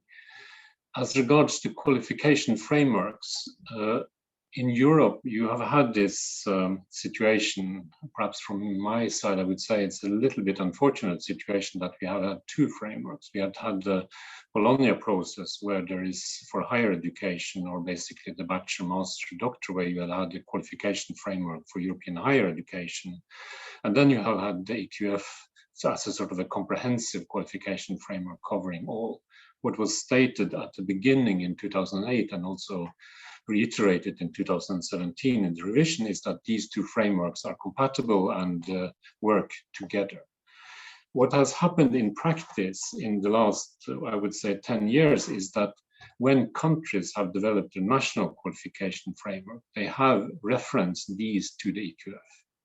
The big majority of European countries who have established national qualification framework have actually referenced them to the Acqf, in a way signaling that this is the overarching complementary, comprehensive framework, which in a way covers the higher education, the degrees, as well as it covers vocational training and general education, the whole range of qualifications. So I think what we gradually see is a kind of a focus on the Acqf as the common reference point for, so to say, qualification, national qualification framework. So So I guess that's the two. One thing is the kind of strengthening of the learning outcomes focus at the level of institutions themselves. Another is the focus on the Eqf. Another thing which is important when you discuss higher education is the diversification of higher education itself, because higher education in Europe is not only universities. We increasingly see the development of higher professional vocational education training, for example, vocational education training at level 5, at level 6. Germany has now vocational education training at even at level 6 and 7, up to the bachelor and master level. So that means that the whole higher education sector is changing, and that you need comprehensive framework to actually locate and place these qualifications in a better way, to show where is their center of gravity, what is their level, and so on. So a complex answer to what I say is a rather complex question, but there is a focus on learning outcomes, and the Acqf is increasingly becoming the center for referencing of all qualifications, including higher ones in the European setting. Thanks a lot, Jens. There is then another question, very, very specific, well formulated by James Mwewa from Zambia National Qualifications Authority. So James asks, and you can see maybe in the chat. Yeah, yes, you saw it. Yes, okay. So my question is, how can curricula developers? Let me just say it so that interpreters can also interpret into French and Portuguese. So the question is from Zambia National Qualifications Authority, ZAQA, and it is like this: how can curricula developers best determine and utilize active verbs in the construction of learning outcomes in order to illustrate the varying complexity in knowledge, skills, and competences from lower to higher level qualifications on Nqfs? Thank you. Yeah, no, I think it's an important question. It links both to the qualification frameworks and also curriculum development, and obviously also to assessment and the teaching. So this is kind of an overarching question in a way. How do we express our intentions and our expectations? This is what it is about. What we did back in 2016-17 when we developed our handbook on learning outcomes was to look at existing guidance material for the writing and definition of learning outcomes. What we discovered, to our surprise, was that there was very little guidance, very little explicit discussions on how you use the action verbs or the active verbs in this. There was very often a kind of a reference to what is the Bloom's taxonomy.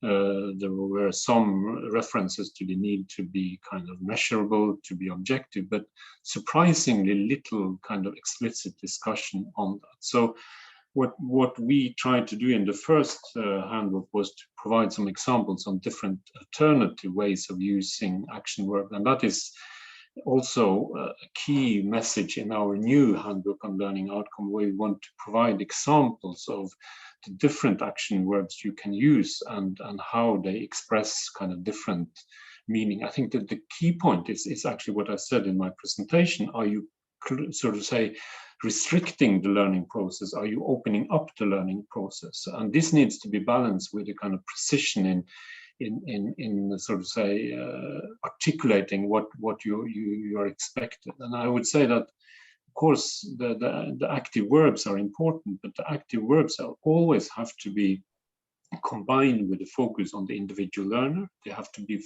combined with an expression of the context of the learning. It have to also be combined with a certain set of expression of purpose. So it's this combination of the active verb with other elements of learning outcomes descriptions, which are used differently from qualification frameworks to curricula to assessment specification. But it's this balancing act which matter. I think to conclude, I would say that there's too little kind of explicit discussion among practitioners. We see that in Europe. I think that is also the case in globally. I mean, there's some research approaches. The solo approach was mentioned. The Bloom I mentioned, Biggs is a big name in this, but I think there's too little exchange between practitioners working on this to see in a way how can we best in a way achieve this balancing, because it's no kind of simple thing, but it's really a balancing act where you have to see, are you closing in or are you opening up towards the learning process? And I think that is the important signal. We shouldn't restrict the learning process unnecessarily by writing learning outcomes which are too restricted or too rigid. I think that is my message, and that is how we want to work now. And we are working on this now, and will, in the next, let's say, half year, publish a revised version with also kind of collections of different action verbs and interpretation of how this might be used. Okay, thank you. Yes, thanks a lot. Thank you very much, Jens. I'd like just to mention that we still have 2 questions. One is more a comment, and then there is a question, a very specific question to Andrea. So, and just to complete the reply, Jens' reply, I would say, colleagues, you all have access to a very interesting handbook on learning outcomes. Jens is one of the authors, let's say, or the major. And we will send you and the link before the end of this webinar. Thanks a lot. I think it's really useful, worth reading, taking a look at that handbook. Now we have, so there is a comment by Colleen about the proposal made by Andrea on the referencing criteria, that there could be a way to categorize them so that maybe lower the number of those many referencing criteria. Some of them are not really for referencing, but are more administrative or obligations after referencing, etc. So that's also a comment done by Colleen, and she will address it also in her presentation. But then the question by Jean Adotevi is the following, and let me read because of the interpretation. So how do the 2 metrics of level of learning complexity and volume of learning build into the horizontal and vertical drafting of level descriptors? To Andrea. Yes, that's probably my expression or my misunderstanding here, or maybe I didn't explain it particularly well, but for me, the level descriptors are levels of learning complexity, and there is a series of domains. But qualification frameworks quite often have what we call qualification type descriptors. For example, I'm going to say a bachelor, and we locate the bachelor on a level, let's say level 7. So that's our complexity. We know the bachelor's degree is about this level of complexity.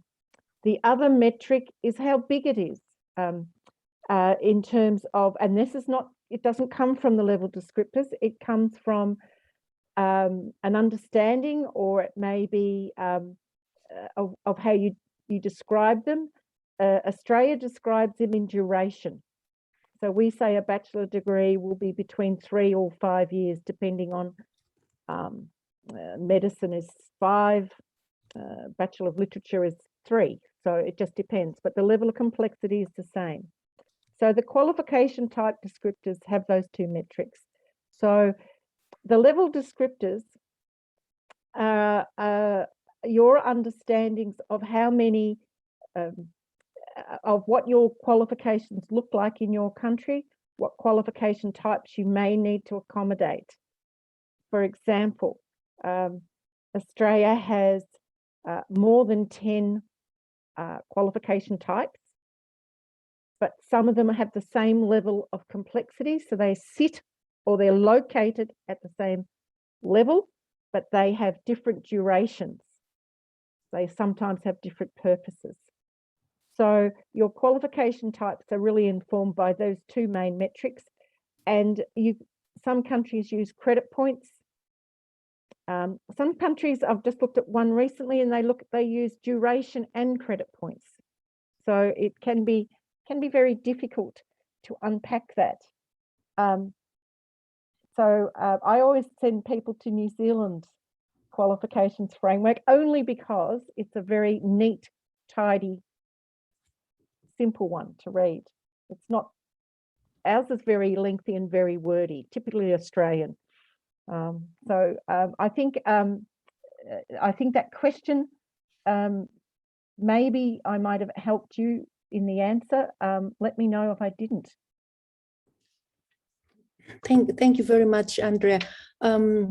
We can, of course, keep in touch in any way. We are still in touch with you, Andrea, and Jean is part of the Acqf group, so we will have the chance to continue and deepen a little bit this clarification. I'd like also just before we pass the floor to Colleen, it's time.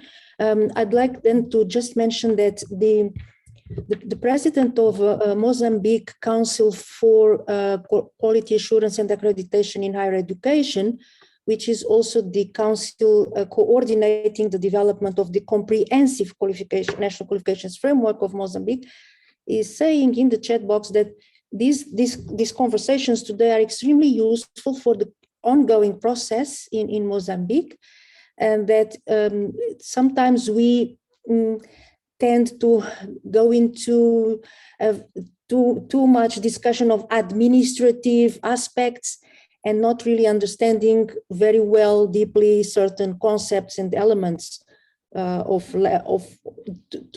really define the levels and the descriptors as they would fit for purpose in the country. And that the president of CNAC is also mentioning that the benefits of the National Qualifications Framework for the society, the community, must also be very well understood and underscored. So thanks for this. I don't know if any of you, Andrea or Jens, would like to make any comment about this sort of concern expressed here by Mozambique, the Council coordinating development of the comprehensive national qualifications framework. What would you add to this concern about deeper understanding of certain dimensions, aspects of levels, descriptors, and also the benefits for the society? If you would like to add, complement, before we pass the floor to Colleen. Perhaps I could just have one comment, and of course that's based on the experiences with Nqf now since actually 2004, 2005. And I think what has been really a big value of Acqf has been this kind of role that's been playing in terms of sort of a peer learning, the kind of critical friends. I think you can of course look at level descriptors, you can look at the referencing criteria, all this kind of technicality definition, which is important, but what they do is to in a way support a kind of a process of critical friends where you are actually daring to look critically into what other countries are doing. That was not easy at the beginning of the Acqf, but I think generally there's an acceptance that all in a way benefits from this kind of scrutiny. So when you deliver a kind of a referencing report on the Acqf, this is actually heavily discussed and kind of constructively criticized, and that provides a very important value for the kind of transparency overall between countries. And I think then you can get a kind of a gradual convergence which supports transparency and in the end could also support the kind of transferability of qualification, how they can be used by individuals. But this is a very long-term process, but don't forget this kind of the peer aspect, critical friends, as we say. This is something which needs to be accepted and gradually grow in the frame of these institutional setups and frameworks. So just as to share that, I think it's important. Thanks a lot, Jens. And Andrea? I would agree with that, because it's many countries focus on the report, and the report is not the important part. And I would agree, it's about the critical reviews, it's the peer reviews, and it's the process of getting to that report is the important point. And that's what builds the trust, because I don't, as I said, the report is not the end. That's not what, it's really not what you're aiming for. You're aiming for that critical review of your own system, and then the peer reviews of your system and understandings that develop. And that is a really hard thing to develop in countries where people aren't strong in providing critical review or that sort of constructive criticism, whereas they'd prefer not to. And I've found that personally difficult in my group, because that is really one of the issues that we have. And I think that's a really important point. And other countries, other regions that have wanted to do this, I keep on saying, do not focus on the report. It's about the process and the reflections and the critical reviews of that document is the important aspect that you need to be focusing on. So, yeah. Thank you very much, Andrea. Thanks a lot, Jens, also. There is an additional question, and this one is coming from Cape Verde, Amilcar. Amilcar Mendes is an important key person, a key official of the coordinating unit of the National Qualifications System, I_system.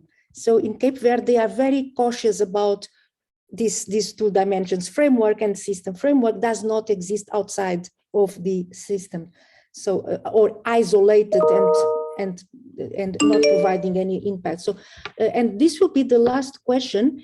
Amilcar asks about. Okay, so it's a very interesting question. I think for both of you, Andrea and Jens. And it's about the development of competence-based qualifications. He says, how can development of competence-based qualifications be made, let's say, more efficient, maybe less costly, less of a cumbersome process? So Cape Verde has a very long experience of competence-based qualifications. In TVET, you can actually find all of them, all this information, very detailed, on the online qualifications register. But it seems that they would like to a little bit make this process more flexible, more agile, and less cumbersome. Do you have any suggestions about this? Well, I don't know who is going first. It's a complicated question. Go on, you go first. I was going to say, don't ask an Australian if we've got the. I think the biggest issue for me is competencies, particularly the way many countries write them, is that we base them on the now. So to me, a competency is related to work, is related to job tasks, and I think there's a limiting factor to those. So they can become very narrow, which is probably what you're talking about in a little bit of a way, but differently to me. Narrow, and they don't necessarily look towards the future or what skills may be required. So you end up being fixated in the now, and I think that's the biggest problem that I see in TVET and TVET systems. That really the focus. So I think that's more important, and I think maybe that flexibility is probably what you're thinking. I can join in on that. I think first of all, I think we need, when I spoke about learning outcomes, and some countries term that sort of the competence-based. I mean, learning outcomes-based, competence-based. I think that is used a little bit in the same way. The focus is on the individual and the individual kind of capabilities and knowledge and skills in a way. So I think just to clarify that in a way, we're speaking about the same thing here. But I think exactly how do you open up for the unknown in a way? That's a big discussion now in Europe. We see now that in vocational education training and technical vocational education training, there's a lot of changes. We don't know where these changes will bring us. So you need to, in a way, prepare for that, and you need to write, in a way, programs which opens up for this. So that, in a way, underlines what I've been saying, is that if you write the competence Susie, the standards, the curricula in too restrictive a way, you're really locking yourself into what is the current state of affairs. So we currently have a lot of discussion regarding the kind of soft skills, the transversal skills. How are they going to be integrated? How do you make people able actually to learn in a more systematic way? How can you open up? So in a way, the question previously about the active verbs, it's actually quite important, because if you restrict too much, you will actually risk to be locked into the current and be too kind of prescriptive. You need to open up for what is happening also in the future. So, but I think then, as we have seen in the Nqf, these kind of regional frameworks, international cooperation provides an opportunity for exchanging information and from learning from each other. So that is perhaps an important additional purpose of what we are doing here, that this provides us with a platform for actually exchanging information. So I leave it at that, and there's no simple answers to how to make this cheaper or more efficient, but we certainly need to learn from each other. So I think I leave it at that. Thank you very much.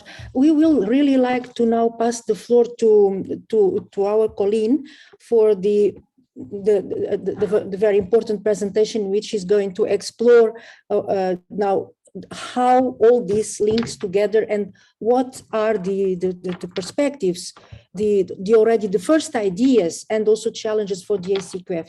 And before Colleen, let me just say a word to Professor Jean-Pierre Mbohou from Cameroon. And I'll speak in French just to be quicker. Cher Professeur Mbohou, merci beaucoup pour votre question. Thank you for your question. Yes, we could discuss with you directly. This is very important. The question you ask, to have a regional and sub-regional framework within Central Africa in the CEMAC region. We can have bilateral with you. Prof, we've already started within the Acqf project with the Ministry of Higher Education when it comes to the national framework for qualification in Cameroon, but we'll have the conversation with you individually. I'll send you an email right after the meeting so we could carry on with this discussion in bilateral. In the framework of the next session with Colleen, since it is already addressing concretely the Acqf. So many thanks again, Jens, Andrea, for all these perspectives, and Colleen. Now the floor is yours. So thank you so much for all the preparation and all your commitment into this process. Thank you, Colleen.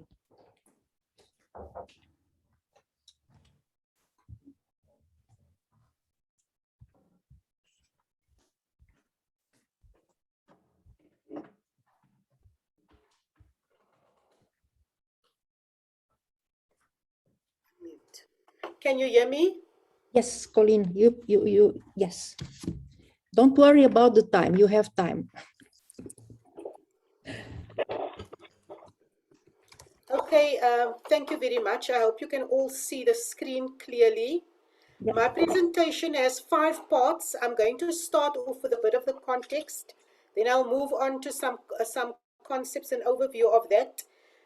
Then just a brief overview of level descriptors on the continent, and you will already know this, so it's basically a recap.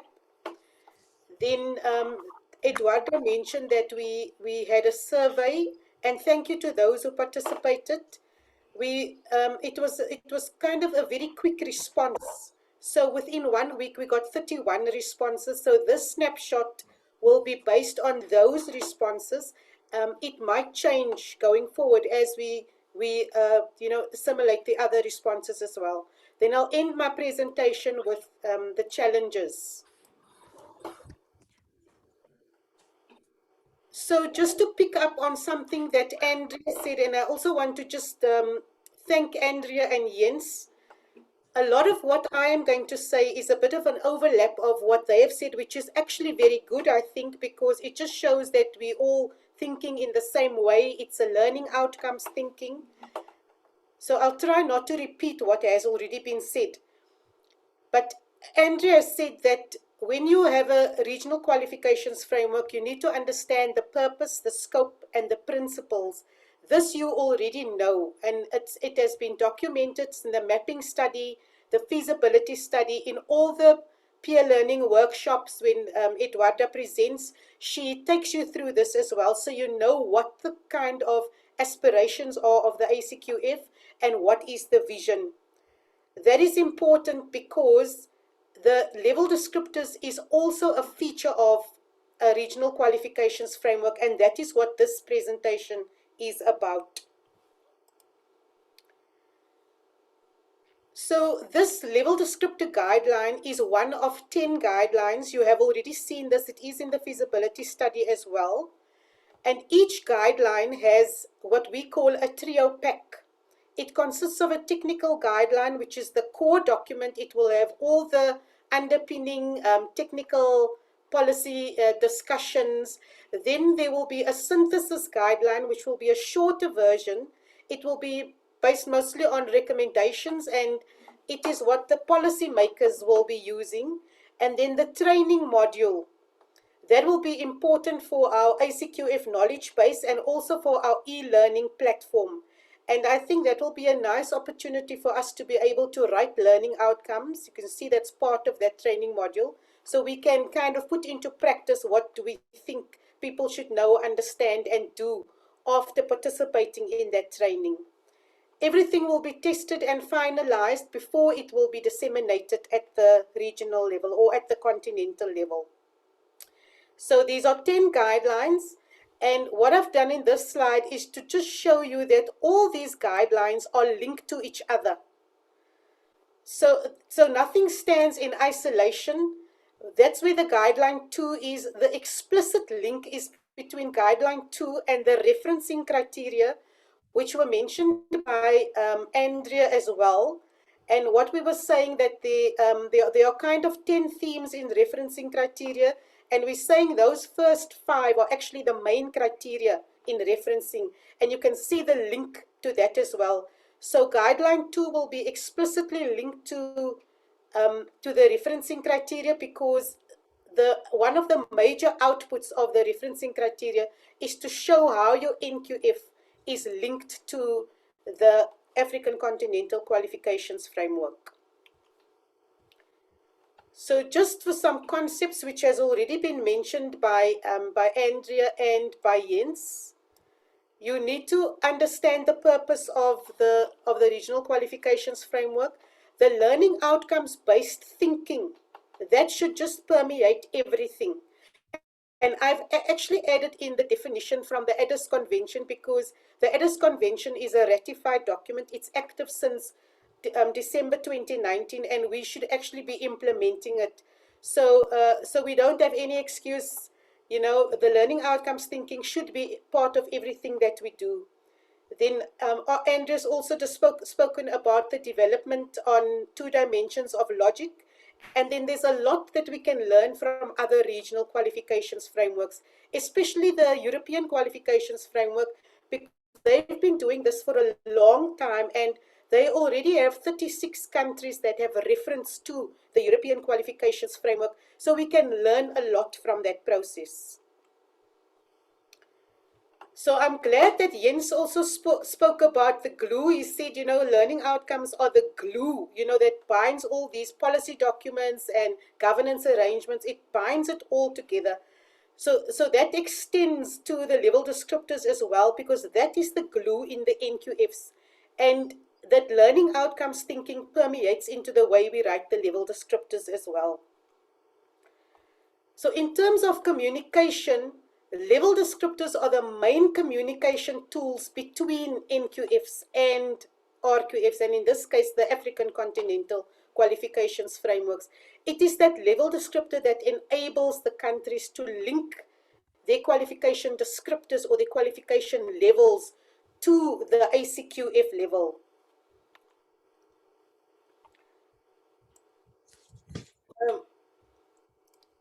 So back to the different purposes. So this is the regional qualifications framework on the right-hand side. Both are, they are both reference frameworks, I would say, an Nqf and an RQF, both reference frameworks. It both reflects the nature and the scope of the Nqf. Both are written as learning outcomes, but there's a distinct difference between the two.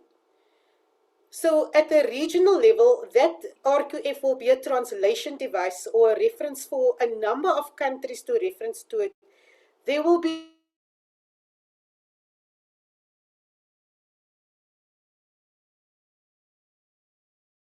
Nqf level, there's a slight difference, and I'm going to add in, oops.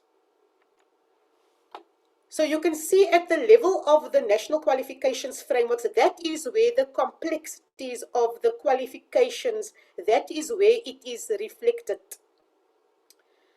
And I don't want to go into a description of this, but the Nqf level in the country will accommodate those qualification descriptors, and I've added an approach that we take qualifications and try to adapt it to their own level. So you can see there, at the generic level, it must be able to accommodate degrees, diplomas, certificates, and then you can kind of build in, you can say, so the degree at that specific level, what does it look like? What does a diploma look like? And it will have different purposes, different characteristics, different credits, different entry levels and pathways. So that is how you can go into much more detail at the level of the Nqf. But at the regional level, there's not going to be any link to the qualification types. This is just to show you the example now, because we do not yet, at an African level, we do not yet have our number of level descriptors, and we don't have a set number of levels yet. So it's difficult to use an African continental qualifications framework example. But as I said, I'm using the European qualifications framework because they have made the most advancement out of all the regional qualifications frameworks. So here is the EQF, the red blocks in the middle. It's an 8-level regional qualifications frameworks. Now, it doesn't matter whether the countries that are referencing to the EQF, whether they have 10 levels or 4 levels or 5 levels or 12 levels, they are able to link their level descriptors or their qualifications levels by linking their level descriptors to the EQF. So the EQF serves as a reference point, and each country will say, these are our qualifications, this is how we compare. So they bring their qualifications into that public space. They make it explicit. Country B can look at country A's referencing report and say, okay, so level 6 of country A, it corresponds with level 5 of the EQF. And what people call a kind of a secondary kind of a translation is where the country B can say, our level 5 is sort of comparable to level 6. So because that comparability has already been determined. But I want to also stress that even though this referencing has happened, it is not an automatic recognition. So as Andrea mentioned also, that there is, when you write level descriptors, or when people talk about you describing level descriptors, there's a horizontal logic and there is a vertical logic, and level descriptors are normally written in a matrix. And I've used 12 levels here so that we don't say it's either 8 level or 10 level, but I've used 12 levels because your levels of complexity will be on your vertical axis, and at your horizontal, it will be your domains like knowledge, skills, responsibility, autonomy, and so on. And both of these, there's an interplay between all of that, which will inform your level of complexity. So at the horizontal level, in an Nqf, it is normally what is important to that specific country. So it's going to be reflected in the qualification. And you can normally see it in the purpose. Why does the country have this Nqf? and that will reflect, so the domains that the country chooses, it will reflect the purpose. Universally, most qualification frameworks have knowledge and skills, and then as Andrew also mentioned, that third contentious domain, it can be application, it can be autonomy and responsibility, competence, and so on, but mostly qualifications frameworks have knowledge and skills in it. I also just included some of what Jens had said and some of what Andrea had said. So in terms of clarity, we want to define those domains and those subdomains, and we want to include what is reasonable at the level of the ACQF. And what is not desirable, and I've actually put it in red because, you know, when you have 55 countries and you want to listen to everyone, we might get to a stage where there's too much detail, because if it's too overcomplicated, it will not be able to be implemented. Too many domains, overcomplicated framework, it's just not going to, it won't be implementable. In terms of vertical also, you know, the desirability, clarity, understanding and agreement on the levels, firstly, number of levels, and then the levels of complexity, and then how they are comparable. When Andrea was speaking, she said some people do refer to levels of learning progression, but sometimes there is no basis for saying progression, so you rather look at the levels of learning complexity, and that must be cumulative in nature. I've just used 5 regional qualifications frameworks here that you can just see, you know, and I've highlighted the knowledge and skills so that you can see that this is kind of the universal trend. At the regional qualifications framework level, you must be able to reflect some of the domains of your participating Nqf. So when we're writing these domains, when we're saying these are the domains that we want at the African level, we must have done some research on the African domains already available. And also the ACQF can include, you know, what do we want to encourage in the Nqfs of member countries. So we can also look at that, and especially in innovation and so on, future-oriented Nqf. Some of these principles have already been mentioned, and I've just tried to combine from a number of regional qualifications frameworks. So the first thing is, at the ACQF level, we are already saying that as the purpose of this of the ACQF, we are covering all forms of learning. So it doesn't really matter what it is. We just the ACQF must be able to cover everything.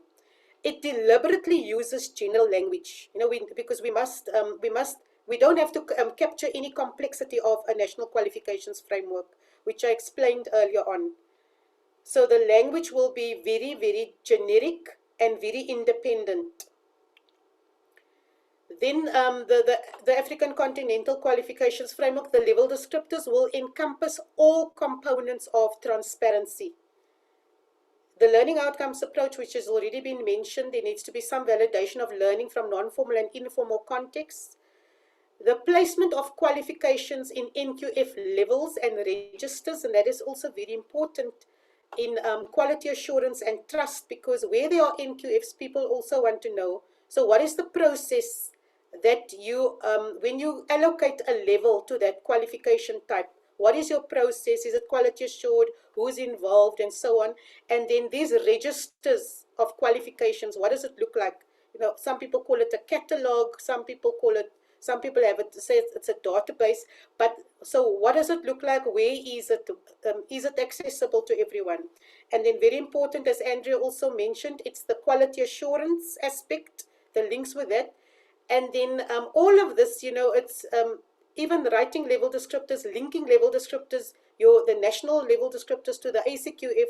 It's not just about linking levels.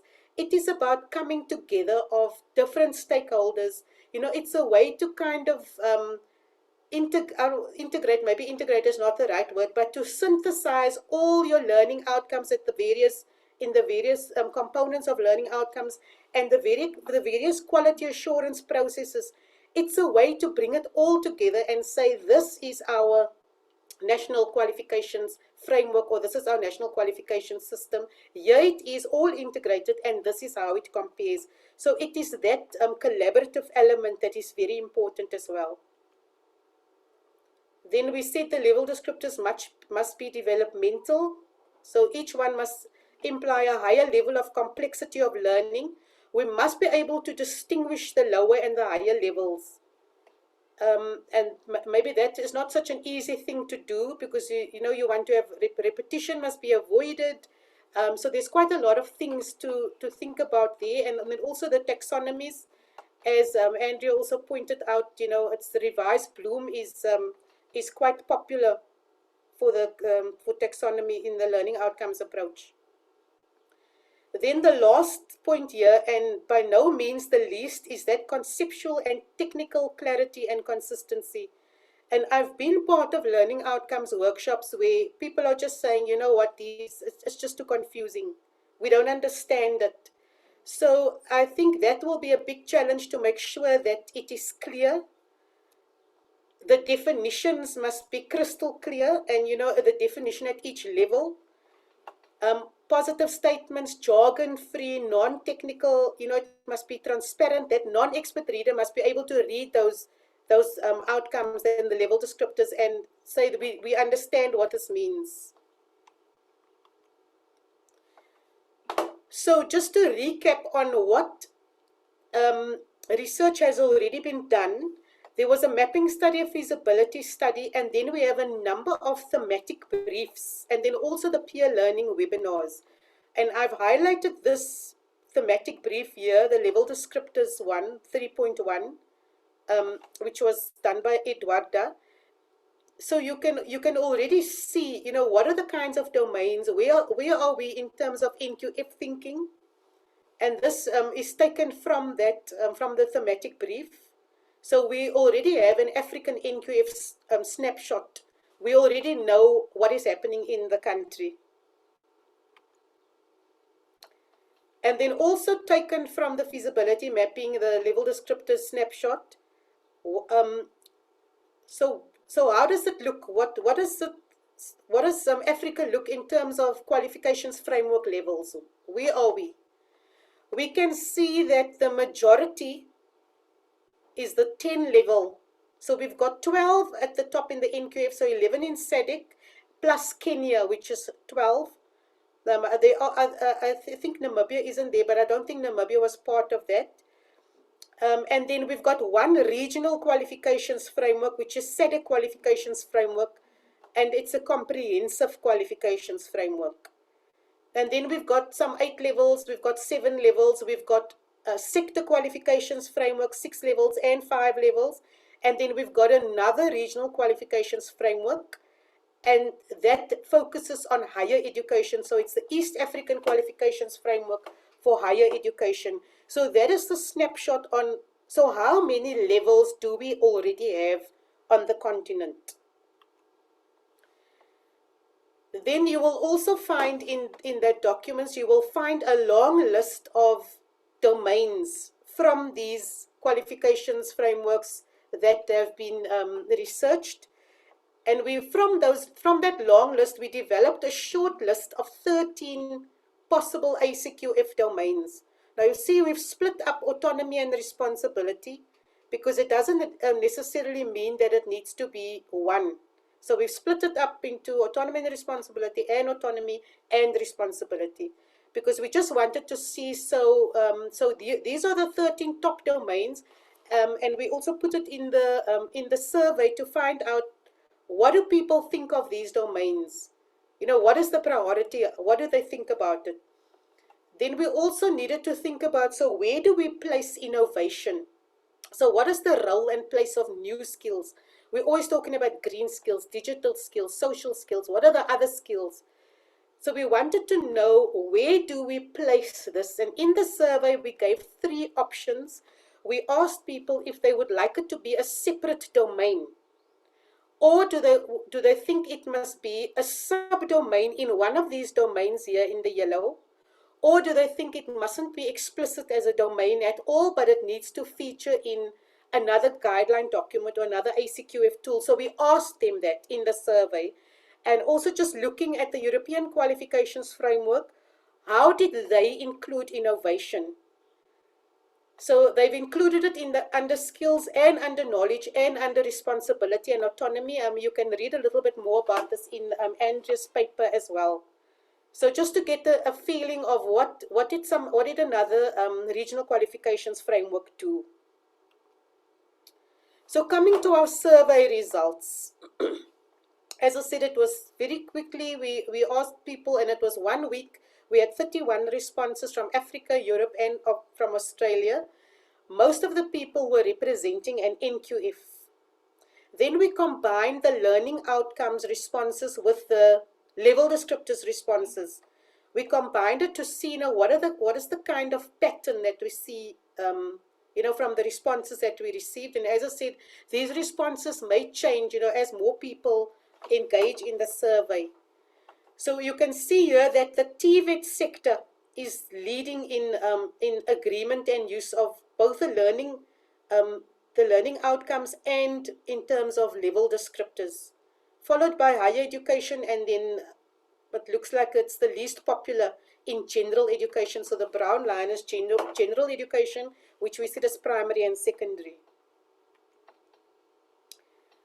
We also asked people to identify what the scope is of the Nqf or the Nqs. So when you see Nqs as National Qualification System, Nqf as National Qualifications Framework, we asked them about the scope of the Nqf, and we also asked them, so this process of classifying qualifications in your Nqf or your Nqf, we wanted to know how is this applied, and we wanted to know whether it was consistent for, whether it's all types or so on.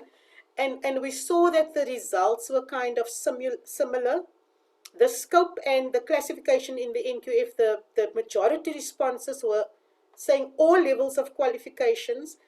The least popular response were micro-credentials, and I've looked at some of the comments that people were making, and I don't want to go into all the comments for this presentation. I'm just highlighting, what were the quantitative responses.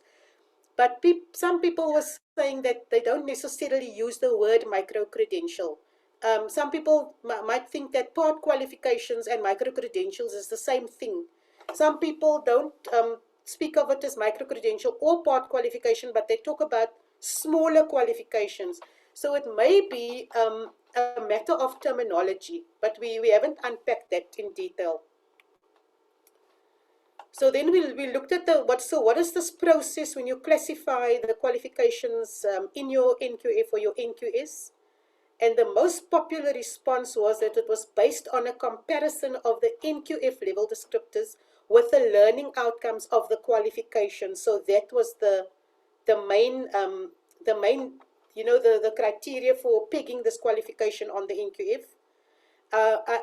Even some people said only quality assured qualifications. It was the least popular response, but I don't think there's such a big difference in between 15 and 20. Then we also asked about what bodies are involved in this classification process. And we see quality assurance agencies, Nqf decision-making bodies, and national qualifications authorities kind of at the top end. And then the least involvement seemed to come from labor and sectoral councils. And when I read some of the comments, they were saying that labor and sectoral councils only need to be involved at the level of the actual qualification, but at the Nqf level, then it's too many people. It just causes too much confusion. Then we asked about, so what are the features of your level descriptors? And you can see some of what Andrea said and some of what Jens has said there. So we based it on some of the international literature that we were reading. And it looks like the majority was saying that the level descriptors, that logic, that vertical and horizontal logic basis for picking a qualification on the Nqf, vertical levels of complexity, it seems that people could agree that the level descriptors had those features. And in the minority were most of those technical clarity, language aspects. I was a bit surprised to see that the level descriptors in practice is the same as the Nqf, because we also placed that in under this, and that was also on the low end, and maybe people are just not aware that this is actually happening. So I think we've got a lot of work in terms of the clarity and the language and the jargon. We've got a lot of work in making sure that the level descriptors at the African level, that it's not going to be confusing for people. Then we also asked people about, what are the features of their learning outcomes, and we'll start with a high end. So like people were saying, learner mobility seems to be the most popular answer. Then also guides design, description, and recognition of qualifications, specific to a subsector, cascades from the level descriptors, although some of the comments did say that some of these learning outcomes approaches were in place before there were level descriptors. So it's not just cascading from the level descriptors, but it's an interplay between the learning outcomes and the level descriptors. And then obviously the issue of lifelong learning, they felt that they could see that. At the low end, supported by research and tools, I could understand that. And even, people weren't too sure that it was contributing to societal or labor industry needs. But what I was very sad to see was the link to assessment here in the low end. And Jens mentioned in his presentation that, assessment must be aligned with learning outcomes. So we will need to do some work there as well. Then we spoke about referencing, and we asked people what would they think would be the benefits of referencing to the African Continental Qualifications Framework. The most popular response was that it's going to contribute to the internationalization of African Nqfs or Nqs. And I was very happy to see this automatic recognition, because we put this in just to check the temperature, to check, what is the expectation? What do people expect from referencing? Because referencing does not imply automatic recognition, and we were very glad to see that there were only about 10 responses there. And some of the written comments were people also saying, it's not automatic recognition, but we put that in just to check the expectation. So coming to this number of ACQF levels, the very big question, how many levels? And you've already seen that from the research, we've given you that breakdown in terms of 10 levels, 8 levels, 7 levels, 6 levels. So we also asked people, what do you think, how many levels should the ACQF have? And the 64% said 10 levels. So there's another, and some people were saying, you cannot ask this in a questionnaire, you must do the research. The research was done. We also put it in the questionnaire just to check the kind of temperature. Then, as I said, we used a short list of domains, and we asked people to rank it in order of priority. What do they think, it's the top priority for the African continent? And that is what came out. So it's knowledge, skills, competence. So that will be the top 3. And some people also said that we shouldn't have too many domains. So some people saying focus on top 5, focus on top 3. So that will be the top 3. And just as an interesting aside, the European Qualifications Framework, when they started out, their level descriptors were knowledge, skills, and competence. And then later on, as they were implementing, they realized that competence is actually autonomy and responsibility. So you'll see if you read the documents that they changed from knowledge, skills, and competence to knowledge, skills, and autonomy and responsibility. So we might just need to look at that as well. Then, as I also said, we asked people, where do they think we need to include innovation? And we gave that 3 scenarios. And I think people would definitely said, definitely not a separate domain. So that grey, the 27%, definitely not a separate domain. And there was a kind of a toss-up between, it can be a subdomain of one of the domains, or it does not have to be explicit at all in the level descriptors, but it must form part of an African Continental Qualifications tool or another guideline. Which brings me to the end of my presentation. This is the last slide.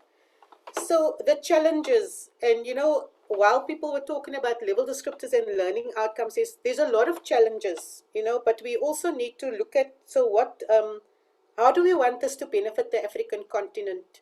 We know the objectives, we know the vision, we know the scope of the ACQF, we know how we're supposed to write these level descriptors.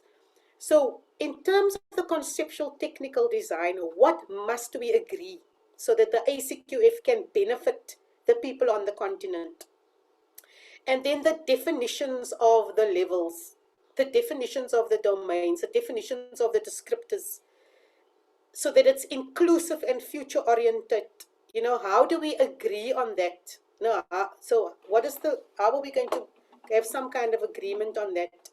Then this learning outcomes thinking, and in the different contexts of learning, we're talking standards, program, assessment, certification, renewal of qualifications, adaptation to new demands and technologies. How are we going to structure this? And this is also one of the guidelines that we are working on for the ACQF. Then the whole issue about management of qualifications, whether people talk about registers, databases, catalogs, how do we ensure the transparency in the management of that? That's also a way we build trust. Another way we build trust is through quality assurance. So what are these quality assurance principles and mechanisms at the level of the framework, and how do we filter it down into the country level? And then very important is validation of learning, including RPL, which includes non-formal and informal learning. So these are the challenges, and that we need to, when we're approaching this level descriptor document, that we need to bear in mind. Thank you very much, ladies and gentlemen. My presentation is complete. I will open the floor for any questions. Thank you very much, Colleen. And I would suggest, Colleen, that you keep this slide because it contains some of the dilemmas, challenges, and suggestions on further conversation and dialogue. And this could naturally inform also some of the questions that we might have.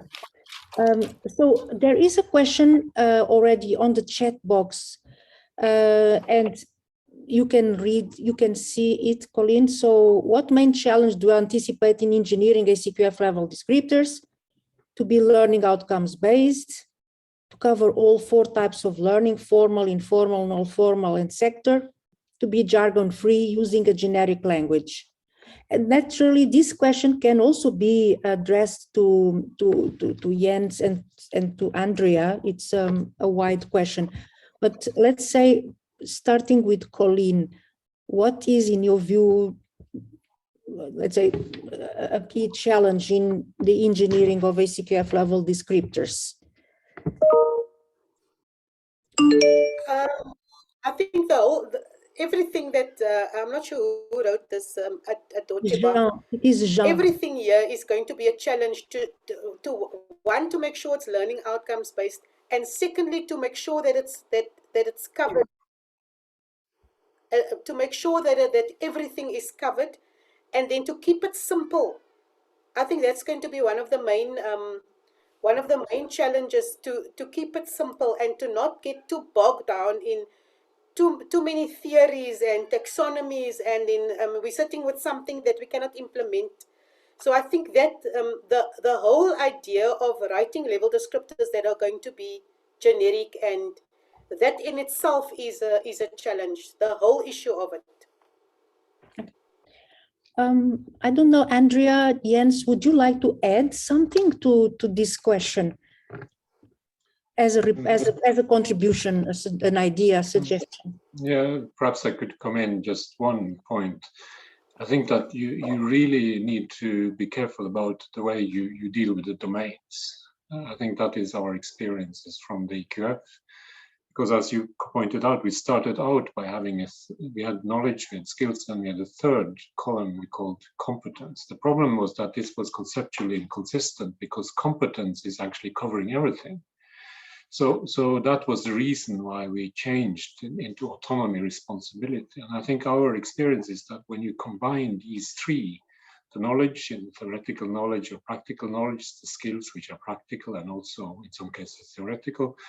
But then the autonomy, responsibility, the combination of these allows us to define the difference between discrete levels.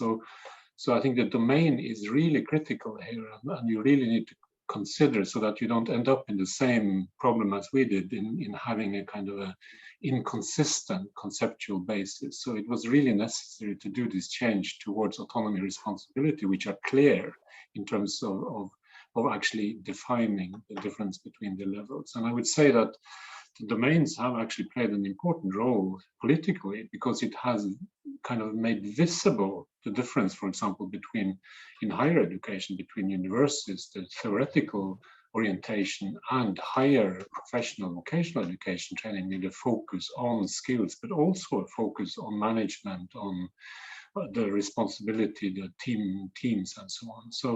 So just to stress that the discussion on the domains is important, and it has implications for what you're doing afterwards. Okay, thanks. Thank you. And Andrea, maybe you want to add or disagree or? Yes, I would agree there. I think probably knowledge and skills is the easy answer, and then what's next? What's important? And conceptually, competence in the Nqf was a very difficult one for me to grasp, because to me, as Jon said, it's a whole. To me, competence is knowledge, skills, application, autonomy, responsibility. It's applying all those things. So I think some careful consideration. I think you need to go beyond knowledge and skills to be able to have that differentiation that you need. But being a regional qualification framework, you don't want there to be too many. And I think you can't, what you might have, and on Nqf, you might have more domains. You can't have that in an Acqf, because you want to enable the countries to reference to it and to link to it. Too detailed will mean they won't be able to link to it, to some of it or a lot of it. So you have to be really careful in that balance and really think out what those domains were. ASEAN looks like it has 2 domains, but in each domain there are 2 subdomains, and that was deliberate to collapse it slightly differently, because we were concerned of having too many. And so I think that's a really important thing with a regional framework, to consider how to make it simple, yes, and not have too much detail that will exclude your countries. Thank you very much, Andrea, for this point. I'd like then to ask, maybe we have here among us several representatives and CEOs of national qualifications authorities, African. Maybe you would like to share questions or suggestions, because you are very, very concerned by this. I see, of course, our colleagues from Acqf are here, Zambia Qualifications Authority, and other countries. Would you like to express an opinion? We also have, of course, from Acqf, several representatives.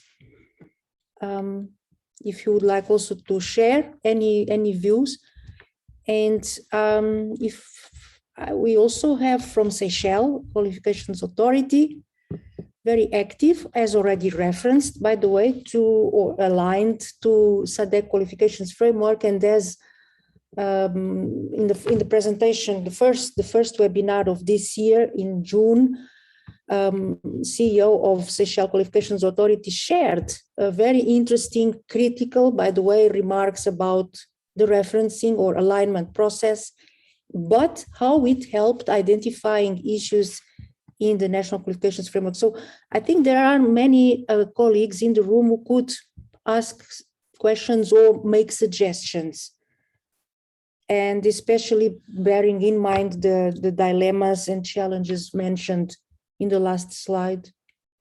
We also have Tariq Al-Sindi, who represents Bahrain Qualifications Framework Authority, and also the Arab Qualifications Framework, if he wants also to share any views, or any other participant, please.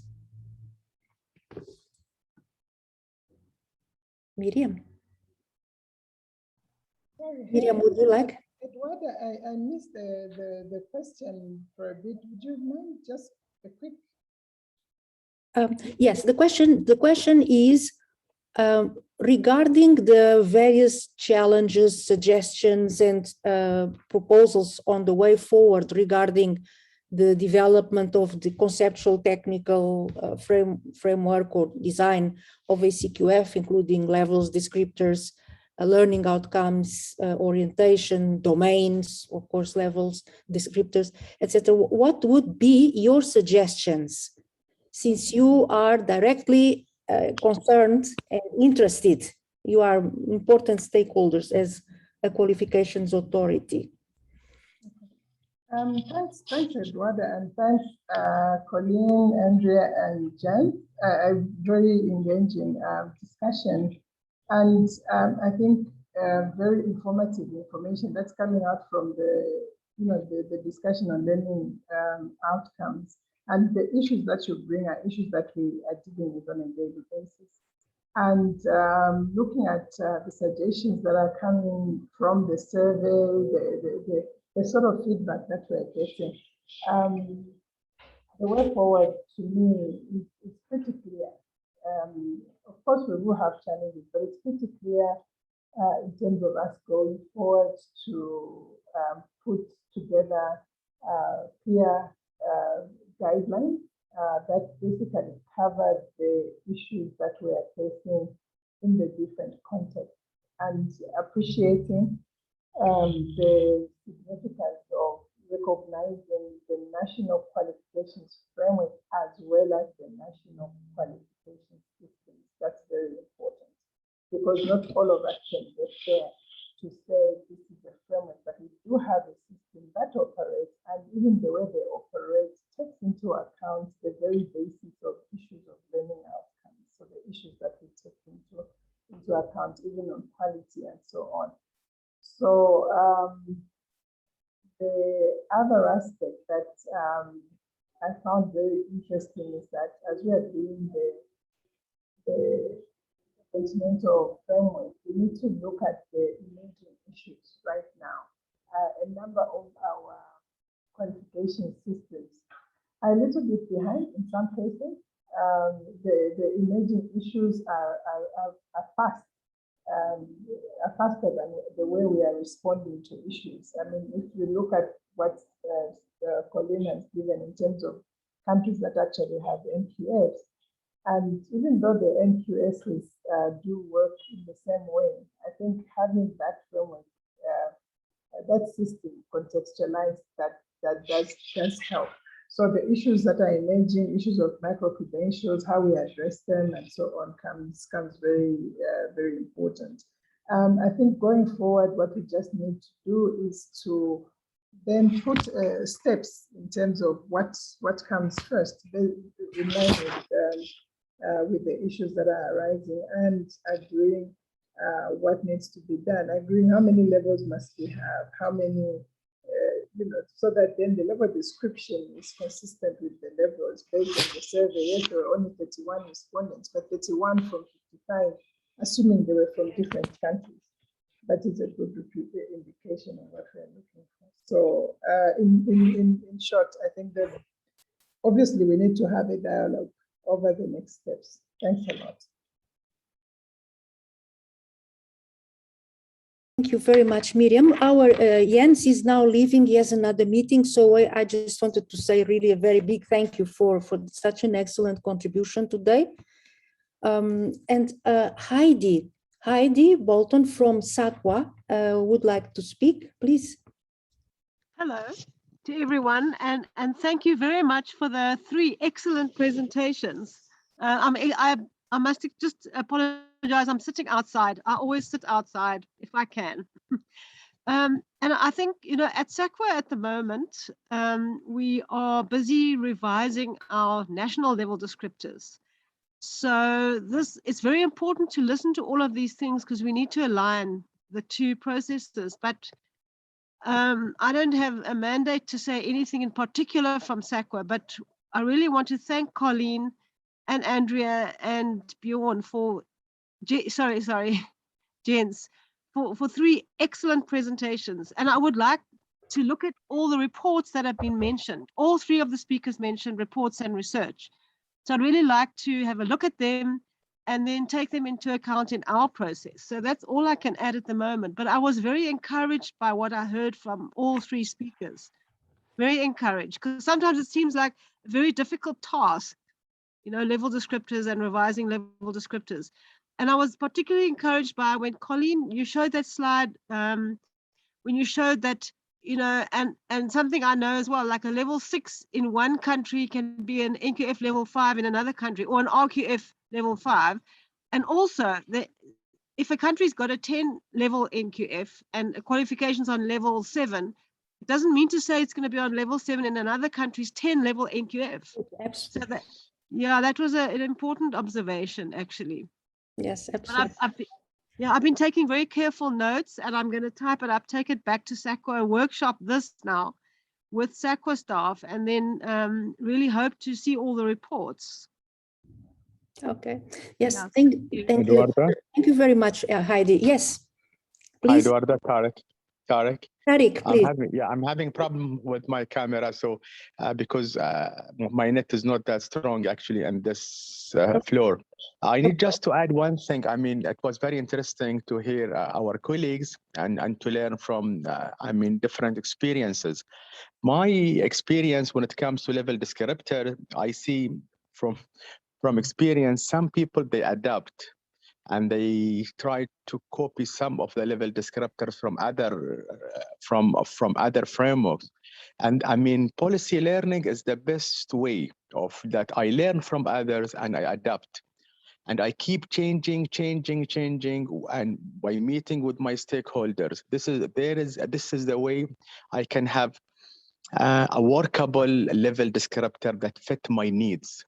Now, but regarding the domain, I have seen some, today, a few different domains, like I can go 3, 4, 5 domain. I think the generic qualification framework or the country framework can consist of knowledge, skills, competencies. But when I have a specialized framework, like for example, specialized finance framework, specialized engineering framework, specialized medical framework, then I can have more domain, okay, more than 3. This I can see a better picture, at least for the first couple of years, and then I can advance. Once I advance my framework, once I have more matured framework, then I can divide my domain into more sub domain. Once I have mature framework. Thank you, Eduardo. Thank you very much, Tariq. Our time is getting close to an end. So first of all, thanks a lot for all these comments that were made now. Miriam from Zambia, Heidi from South Africa, Acqf, and Tariq from Bahrain. Thank you. I see the comment from Amilcar. Amilcar, as I said earlier, is from Cape Verde, the coordination unit of the National Qualification System. And he's saying that, in his opinion, there should be a sort of uniformization of the nomenclature of the domains of level descriptors. So he says that in Cape Verde, there are 3 domains, so knowledge, skills, and attitudes being defined as autonomy, responsibility, and creativity. And so this is a sort of uniformization among countries. That's a suggestion. So thanks, Amilcar, for this comment. let us try to, I would like then to pass still the floor to Colleen. Colleen, would you like to express any additional views regarding what you heard and how your thinking, maybe your ideas might have evolved a little bit after this conversation? And of course, before you do that, I wanted to mention that because I really want all participants who have written points and comments to have a response. Our colleague from Cameroon, he wrote it in as a direct message to me, so it is not on the everybody's chat. So Mr. Jean-Pierre Mbohu from Cameroon wrote that he has analyzed, looked carefully at the level descriptors of Morocco, and he asked what is the specificity, maybe a comparison of these descriptors comparing with those of the Nqf. Well, Jens is no longer here, but that's an interesting question. So in a way, Jean-Pierre is already doing a sort of comparison between different things. Yeah, and we know that Morocco has a different structure of the level descriptors because they have 6 domains and, well, 8 levels. Quite granular formulations of the level descriptors, but that's indeed a good question for a country interested also in a regional qualifications framework. We can continue, of course, this discussion, Mr. Mbohu, and since Cameroon is in any case developing its own qualifications framework, this will certainly come up. To Heidi and everybody, we will of course share with all of you all the reports, research that has been mentioned here. Actually, a good part of some of these papers have already been uploaded in the web page of this webinar. And in the ACQF website, which hopefully will be online next week, you will have access to all this information. But we will send, after the webinar, we will send you a couple of links to research and to guides, for example, learning outcomes handbook, etc., of CEDEFOP, and many other pieces of information. Also the mapping study, the feasibility reports, and the briefing, thematic briefing notes, etc. of ACQF, they are all available. We will simply send you all these links. And then I pass the floor to Colleen, if you would like in the meanwhile to share some of your views, insights after this conversation today. Thank you, Colleen. Oh, Eduardo, what are you asking me? So what is it that you take away as new, as maybe additional to the luggage that you have brought into this meeting today? And you had already many elaborated points. Yeah. Very interesting, already a very interesting overview. I think, you know, what Andrea said and what Jens has said, and a lot of the contributions made by the people on the chat and so on, this is not going to be a very easy thing to write, the level descriptors for the ACQF. But what we got to our advantage, we've got other regional qualifications frameworks that already have a set of level descriptors, so we don't have to start from a blank slate.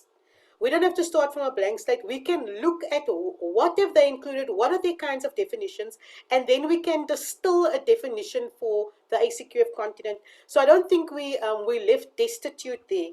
But what Jens did say about that, the third one, where people are saying knowledge, skills, and competence, I think we need to look at what was the rationale for EQF dropping the competence domain and changing it to autonomy and responsibility, because that had already been implemented, you know. So I don't want us to implement something that we're going to 2 years down the line, 3 years down the line, we're going to say, you know what, competence is actually autonomy and responsibility. So I think we must learn from that discussion and look at what, you know, how can we incorporate that.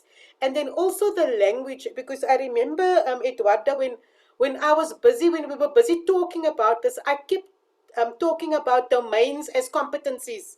I said, these are the competencies, these are the competencies. And then Eduardo was saying, what are you saying? Why are you saying competency? Why are you saying competency? But I think in the different countries, we name it different things. But already we've started using a neutral language, and we talk about it as, we say these are domains. It's the domain. It is not the competencies, because even in some of the SACWA documents, we spoke about the competencies that we want to develop in individuals. So I think even we've already started using generic language so that it's going to be applicable to everyone. That's the one thing. And then I think, you know, we must make sure that these are written in simple terms, because it will need to be translated. And we need to make sure that when we translate that it doesn't lose and it doesn't become more complicated. And I want to use an example of when people talk about, they talk about equivalence, and then they talk about comparability. Now, in the South African situation, equivalence and comparability is completely different. But we've gone overseas, and somebody in, I think it was in United Arab Emirates, where they said they've only got one word, and the word means comparability and it means equivalence. So it doesn't necessarily mean that if we use that word that it's going to cut out certain groups. We must understand what it means. And then also I think, you know, that explanations of, so what does this mean? What the definitions, and then also, you know, when we increase the level, the complexity, what does it, so the definition for each level. And I think the Bahrain qualifications framework had a very nice little dictionary that accompanied the level descriptor. So I think we also need to look at something like that for the African continent as well. Thank you very much. Thanks a lot. Thank you very much for making this point about clarity of notions, glossary, etc. And I think we are very close to complete. And I would like then to pass the floor to complete for the conclusion, just with your comments to Andrea, please. Well, I was just going to add an extra comment, so I'm sorry I'm not going to close, but the headings on top of the domains are labels. Yes. And I think that the label of competence in the EQF is very confusing. And so it really is, what does that domain, what are you trying to describe in that domain is important, Colleen. And what we call it is also important, but they're really just labels. And I think that's probably what I'm trying to say when I mean the definition. What are you trying to describe over 8 or 9 or 10 levels, what it is? And to me, that word competence, yes, is so fraught with interpretation. You'd better not use it, in my view. And I think you've hit the nail on the head. I'm not sure if that's a term people use in other countries, but what it translates into is incredibly important. You won't solve every problem, but if you can minimize translation issues. I've just realized one, we use the word stable. Now, stable to me is very obvious in a framework, but if you put that in a dictionary, if you don't understand it and you come out with the definition is where you put a horse in a stable, their mind, it doesn't work for them. The word does not work. So that idea of cultural understanding of words and how they translate is incredibly important for a regional framework. I think that probably is your biggest challenge. So good luck, and I wish you very, very well. Thank you very much, Andrea. We are in any case still together with you, and hope to be able to have your insights and views further on down this process. I'd like just to, before closing this webinar, so mention just one or two things about the clarity, the making terms, labels, clear, understandable, applicable, and in a way, user understandable also. There are many interesting, I think, experiences. So some countries have created handbooks, others have created for example, guides for users, for employers, for education and training providers, for curriculum developers, etc., where they create and where they try to really make the links and make it understandable. How do level descriptors link to curriculum, to assessment? How do level descriptors and learning outcomes link to each other in conceptual terms? So there are several already existing, there is work done in this area. So it's also a matter of looking at all these various possibilities and all these various experiences. We have seen, for example, in Bahrain Qualifications Framework, there is a very small, short, but quite interesting practical documents providing orientations and recommendations. I've seen also very recently in Lesotho manual, so a manual on supporting the implementation of the Nqf, the same thing. So a number of chapters in that manual also explaining and in user-friendly, let's say, language. Portugal has also done something like that. So also a nice guideline exactly to, in a way, democratize, popularize all these concepts for various types of users, including learners, teachers, etc. So this is maybe something that where we could also try to work a little bit. In any case, I think our guidelines, the Acqf guidelines, also have that purpose to make things clear and applicable by any end user. So we will come back to you tomorrow with feedback from this webinar, including links to most of these research papers, etc., that have been mentioned. I also would like to suggest that we keep the survey open. And I will send again the link to all of you. You have it, but let us resend. And now that we have discussed, it might be interesting, quite appealing for many of you to respond. It can really a little bit enrich what we already have. And we meet again on the 28th of October for the last webinar of 2021. And that webinar will be very interesting. It will be looking at one case of the links between National Qualifications Framework implementation and TVET reforms. This is one. Then there will be more sharing of new qualifications frameworks in Africa. So there is dynamism. There are new qualifications frameworks very in an advanced stage of consultation and development. And we will also share this. The colleagues, the representatives will share their updates. And then we will have also the presentation of the preliminary results of the school curriculum survey in Africa. And one of the questions, of course, that has been researched through that survey are the links between curriculum and qualifications frameworks, principles, levels, and objectives. So you will, of course, receive the invitation, and we hope to have you very numerous at the next webinar on 28th of October. Thank you very much, all colleagues. And if you don't mind, let us open the cameras, everybody, as we like to do at the end of these webinars, to take a picture. Thank you. Moses, nice to see you. To see you too. Nice to see you too. Thank you.